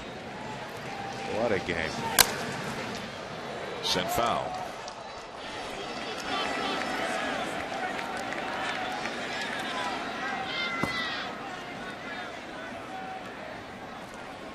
Nobody swings more often at pitches out of the zone, and he does pretty well on pitches out of the zone. I'm almost willing to bet he's never got a hit off that one. No. Though. That one right at his front toe, his front big toe. And he draws the walk. See, that's why the Giants should bring him back. He's disciplined. Jabba Chamberlain has joined Phil Koch, and Jeff Jones is on his way out to the mound again. Tell you what, for a team that's had a lead pretty much this whole game. Well, they did have a lead the whole game. Jeff Jones made a lot of trips out to these mounds. More Major League action coming your way this week with a Wednesday doubleheader at 7 Eastern. You'll see the Tigers again here as they host Kansas City, and then you'll see the Giants again as they host Arizona in the 10 o'clock game. And then 1 week from tonight, we'll be at Camden Yards as the first place Baltimore Orioles entertain the New York Yankees. All games also available on Watch ESPN.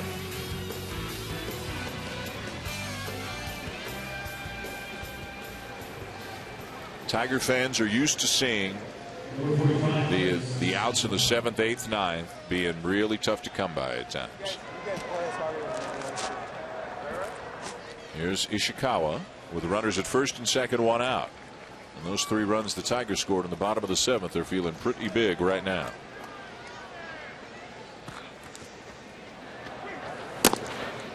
Ball 1.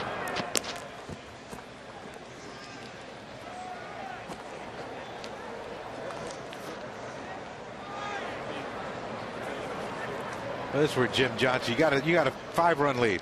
2 guys on, only 1 out. Travis Ishikawa up. Try to throw 3 pitches down the middle and see what happens. He can't continue to get behind in the count. And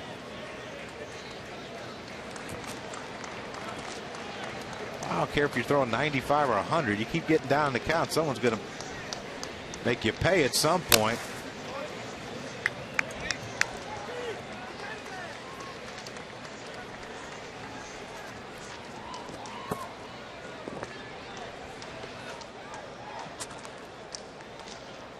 Well, you talk about games being longer, and we've seen just about every reason for it here this half inning. Deep counts, inability to throw strikes, pitching coach to the mound, catcher to the mound, throws to first. We're in that era of baseball where a lot of guys can't figure it out themselves. So someone has to tell them. And that's a trip to the mound by the catcher, by the pitching coach, by a hitter having to talk to someone, third base coach coming down and talking and all. That's just.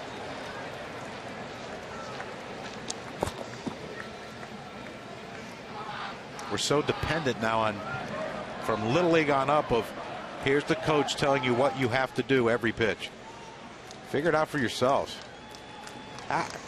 Big league pitcher. You can't tell me you can't throw a ball for a strike every other pitch. He's not close. No. Crowd's starting to get on him now.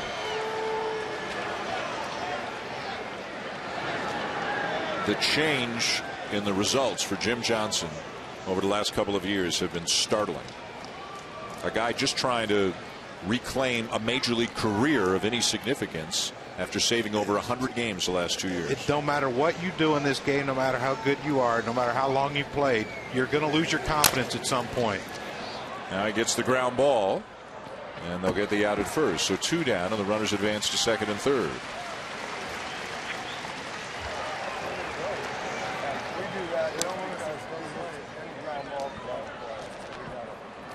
That'll bring up Arias, a hot hitter, 2 for 3 tonight, 15 for his last 30.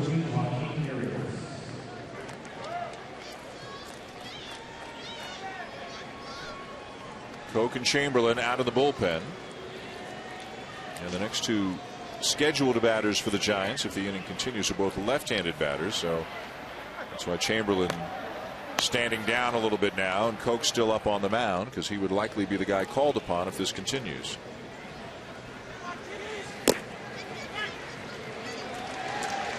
This is why some people don't want to manage. 6-1 game, and you've used 9 million people in your bullpen, and you're warming 2 more up. He's thrown 27 pitches this inning. That's right. This is his only inning. Ground ball to third, and he gets out of it. Walk 2 through 28 pitches, but didn't give up a run. 6-1 Tigers going to the bottom of the 8th.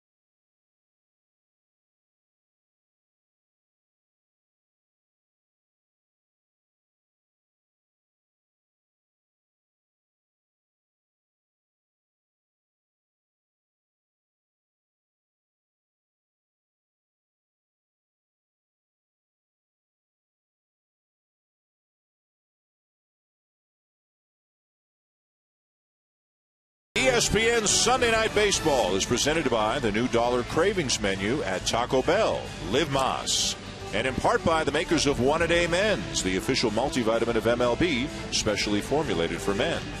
And Scott Trade, our passion is to power yours. Bottom 8 in Detroit. Tigers lead the Giants 6-1. And out of the Giants' pen comes an arm that they're pretty excited about. Hunter Strickland, a 25-year-old right-hander who spent most of the year at Double-A, where in 35 2/3 innings he struck out 48, walked 4, and he has been clocked as high as 100 miles an hour. How old did you say he was? 25. How did it take him so long to get here if you're throwing 100? We got to talk to Bochy. Tommy John surgery slowed him down. 1 year, year and a half. They like this guy, and they should. This is a guy who, if the regular 7th, 8th inning guys can't pitch for a day, if they've been overused and they're up a run or two, this is a guy coming in.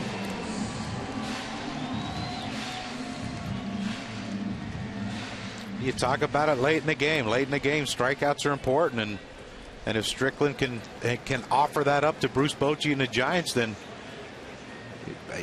that's the thing you know about Bruce Bochy. He doesn't care how young you are, how much inexperienced you are. If you can do the job, you're going to be out there. Nick Castellanos dials it up on the first pitch, fouls it back.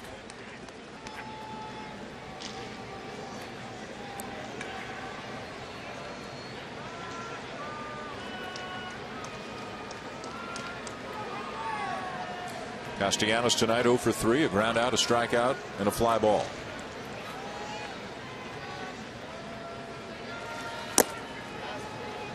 And the slider at 84.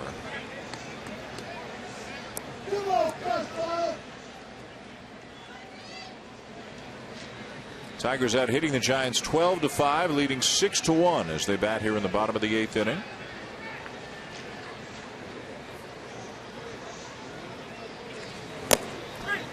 Strike 3 called. Another name out of that Giants pen has a familiar sound to it because his last name is Bochy. Bruce Bochy's son, Brett Bochy, is a September call-up for the San Francisco Giants, a guy who pitched at Kansas and spent most of this year at AAA. And we could see when we talked to Bruce Bochy about Brett, he started answering the question in manager mode, but he morphed into dad mode about halfway through the answer. And Brett Bochy has not pitched in a game yet. He has warmed up in a game, but he hasn't pitched in a game yet. But you got to believe at some point, if they've got a fairly sizable lead or deficit at some point in September, that he's going to get him in there. He said it's going to be very emotional to hand him the ball. And of course, the nice guy that I am, I asked him, I said, well, what's it going to be like if you have to go out and take it from him? And he said, well, that's where the manager comes out. And I'm going to say, you just cost me my job by stinking up the place. And you're grounded. And you're grounded, yeah. No dinner for you tonight. There's Brett. 27 years old. Contract purchase from AAA Fresno on Tuesday. He was a 20th round pick back in 2010.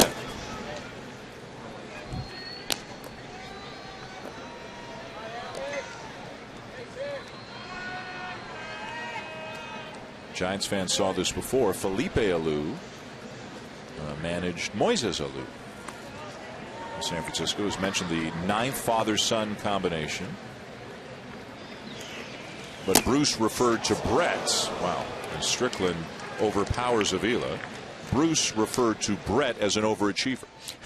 He said, I never expected him to be a closer in college. I never expected him to have a chance to turn pro. I never expected him to be wearing a major league uniform. He was actually, after his minor league season, was headed back to Kansas to go back to school. And that's when Father Bruce had to call and say, well, you might want to make other plans. And that kind of let the cat out of the bag as far as Brett goes. And then he understood, oh, my gosh, I'm going to the big leagues.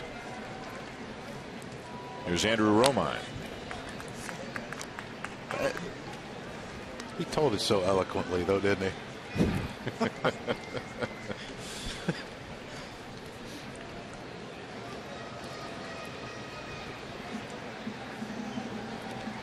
Strickland looks good so far. Yes, he does.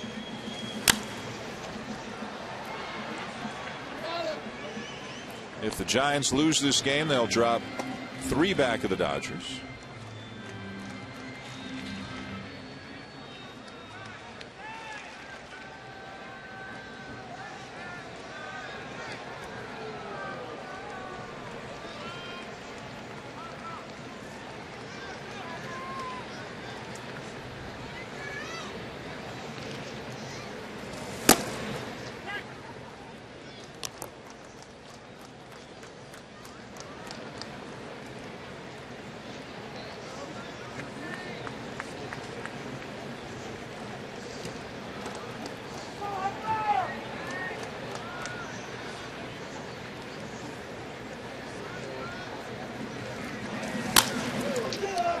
And a ground ball to short to win the inning. And we want to apologize. That was Eric Cordier we were showing, not Brett Bochy. We're trying to find Brett Bochy out there. Well, you apologize. I didn't get it wrong. We'll be back in a minute.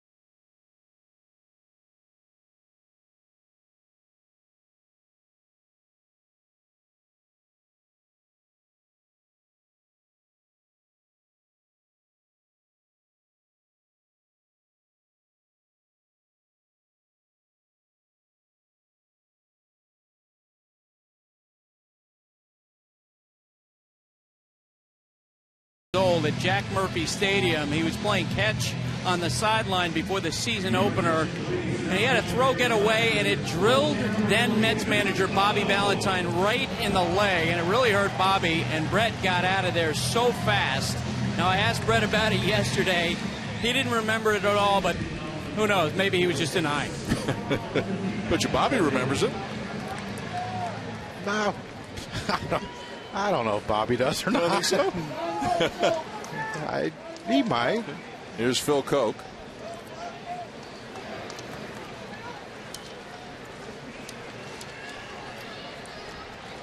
Matt Duffy is the pinch hitter.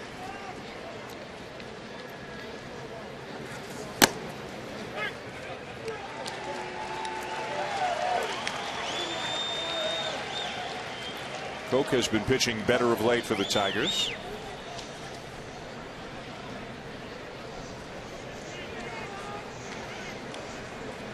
In the last 6 weeks or so, since July the 26th, an ERA of 2.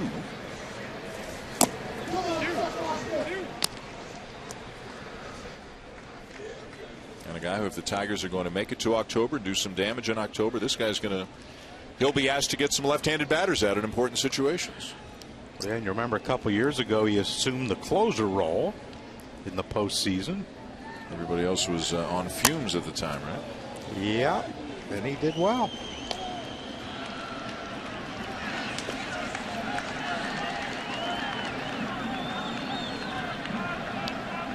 But, you know, you think about who some of the lefties he might have to face down the stretch. Michael Brantley, you know, let's go get him. He only strikes out once every 200 at bat. So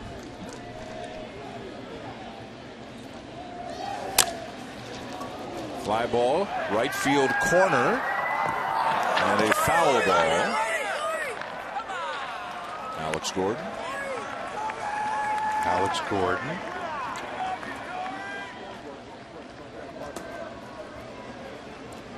Chamberlain up just in case.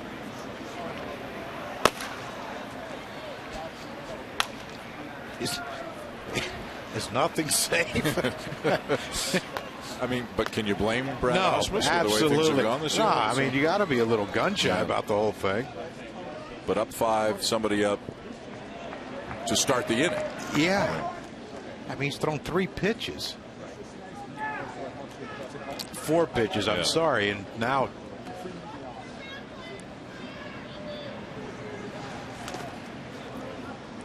And all of this, again, may revolve around if Posey gets up. Posey's due up 5th in the inning. And that's the frustrating thing with Jim Johnson. Yeah, and that's what you get. But, you know, with Jim Johnson, even though they didn't score, granted, it's still 5 runs, but you give the better hitters a chance to come up the next inning. Pence would be due up 6th here in the inning. 5-run lead. Base hit. And Duffy with a single to start the inning.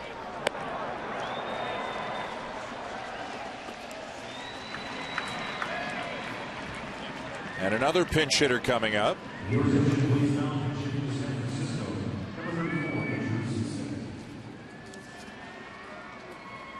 Andrew Susac is the batter. Susac has been a real pleasant surprise for the Giants since he's come up this year. He is a catcher, and he has done a nice job defensively and offensively.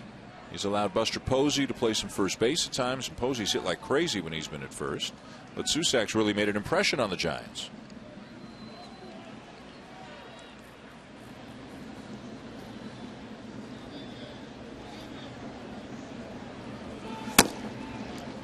Ball 1.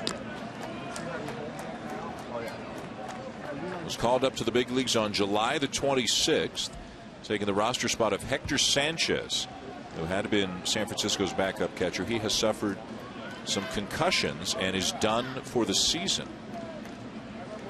Guy behind the plate for the Tigers, Alex Avila, knows a thing or two about that. He seems to get whacked more than just about anybody. He was hit hard by a couple of foul tips on Tuesday, and this is his first time back in the starting lineup since.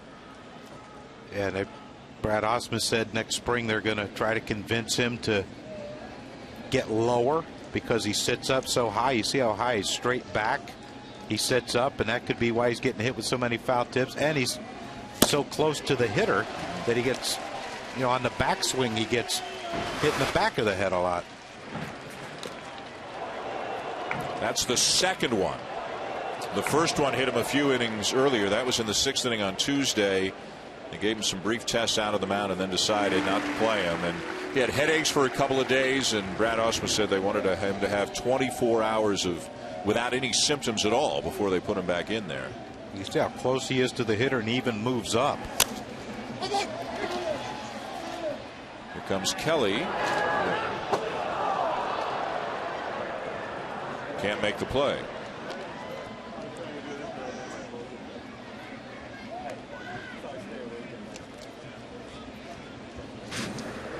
I mean, I'm not a catcher, but it looks like he's really close there. And then when the pitcher goes in his set and windup, Phil Koch, he moves up even closer.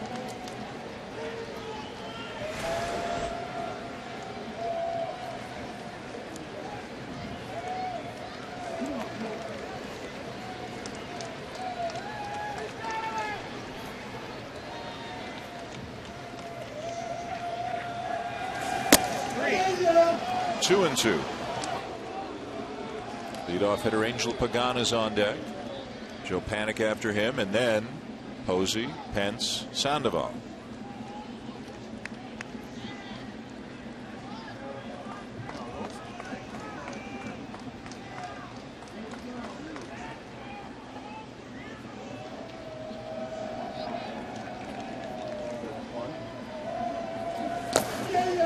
And the count is full.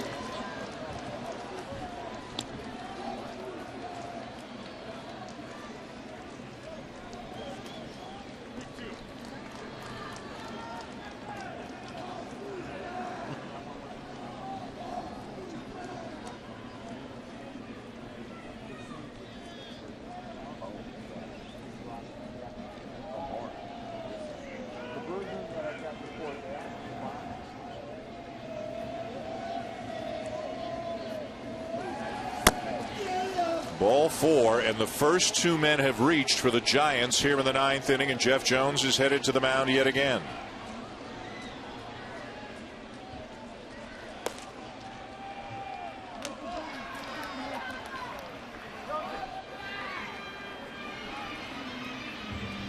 Sports Center will follow the ballgame tonight here on ESPN. And among the stories that will be covered, Peyton Manning seeks revenge, and Clayton Kershaw ejected from the game today. And also, Crucky, 35 years ago today, ESPN launched. We saw a little footage this morning in our meeting of the first ever Sports Center. Some pretty groovy music, too. Groovy music, back in 1979. Yeah. So I remember those days well. Yeah, you won't want to miss that. Australian rules football, became a big fan of that. The guys in the white outfits doing the, I don't know what it's called, whatever those things are called, that they score or whatever, kick it through a post. I don't know what they do. But it was interesting. It might have been the first year we had cable in where I grew up. So that's why we got it. 78, maybe, 79, maybe, I think. Yeah. Don't miss it. Back to the top of the order for Angel Pagan. And Brad Ausmus sticking with Koch. Pagan's a switch hitter. Panik on deck as a left hitter. So Koch might get this batter with the next batter. If he walks him, he won't.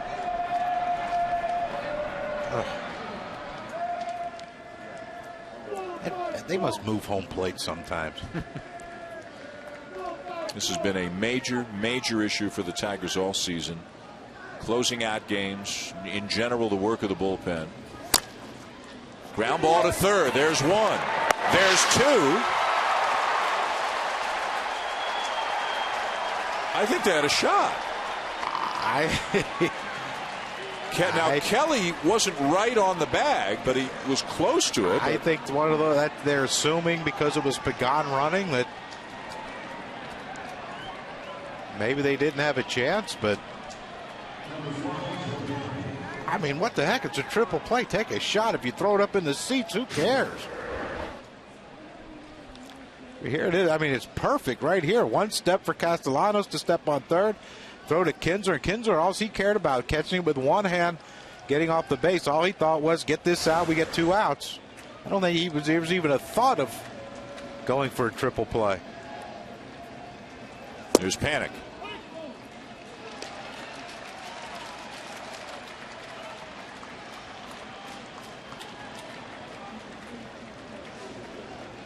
Panik's 1 for 4. Posey's on deck.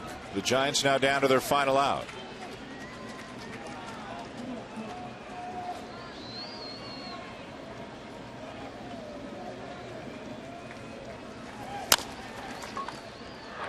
Kinsler's got it. Tigers win it.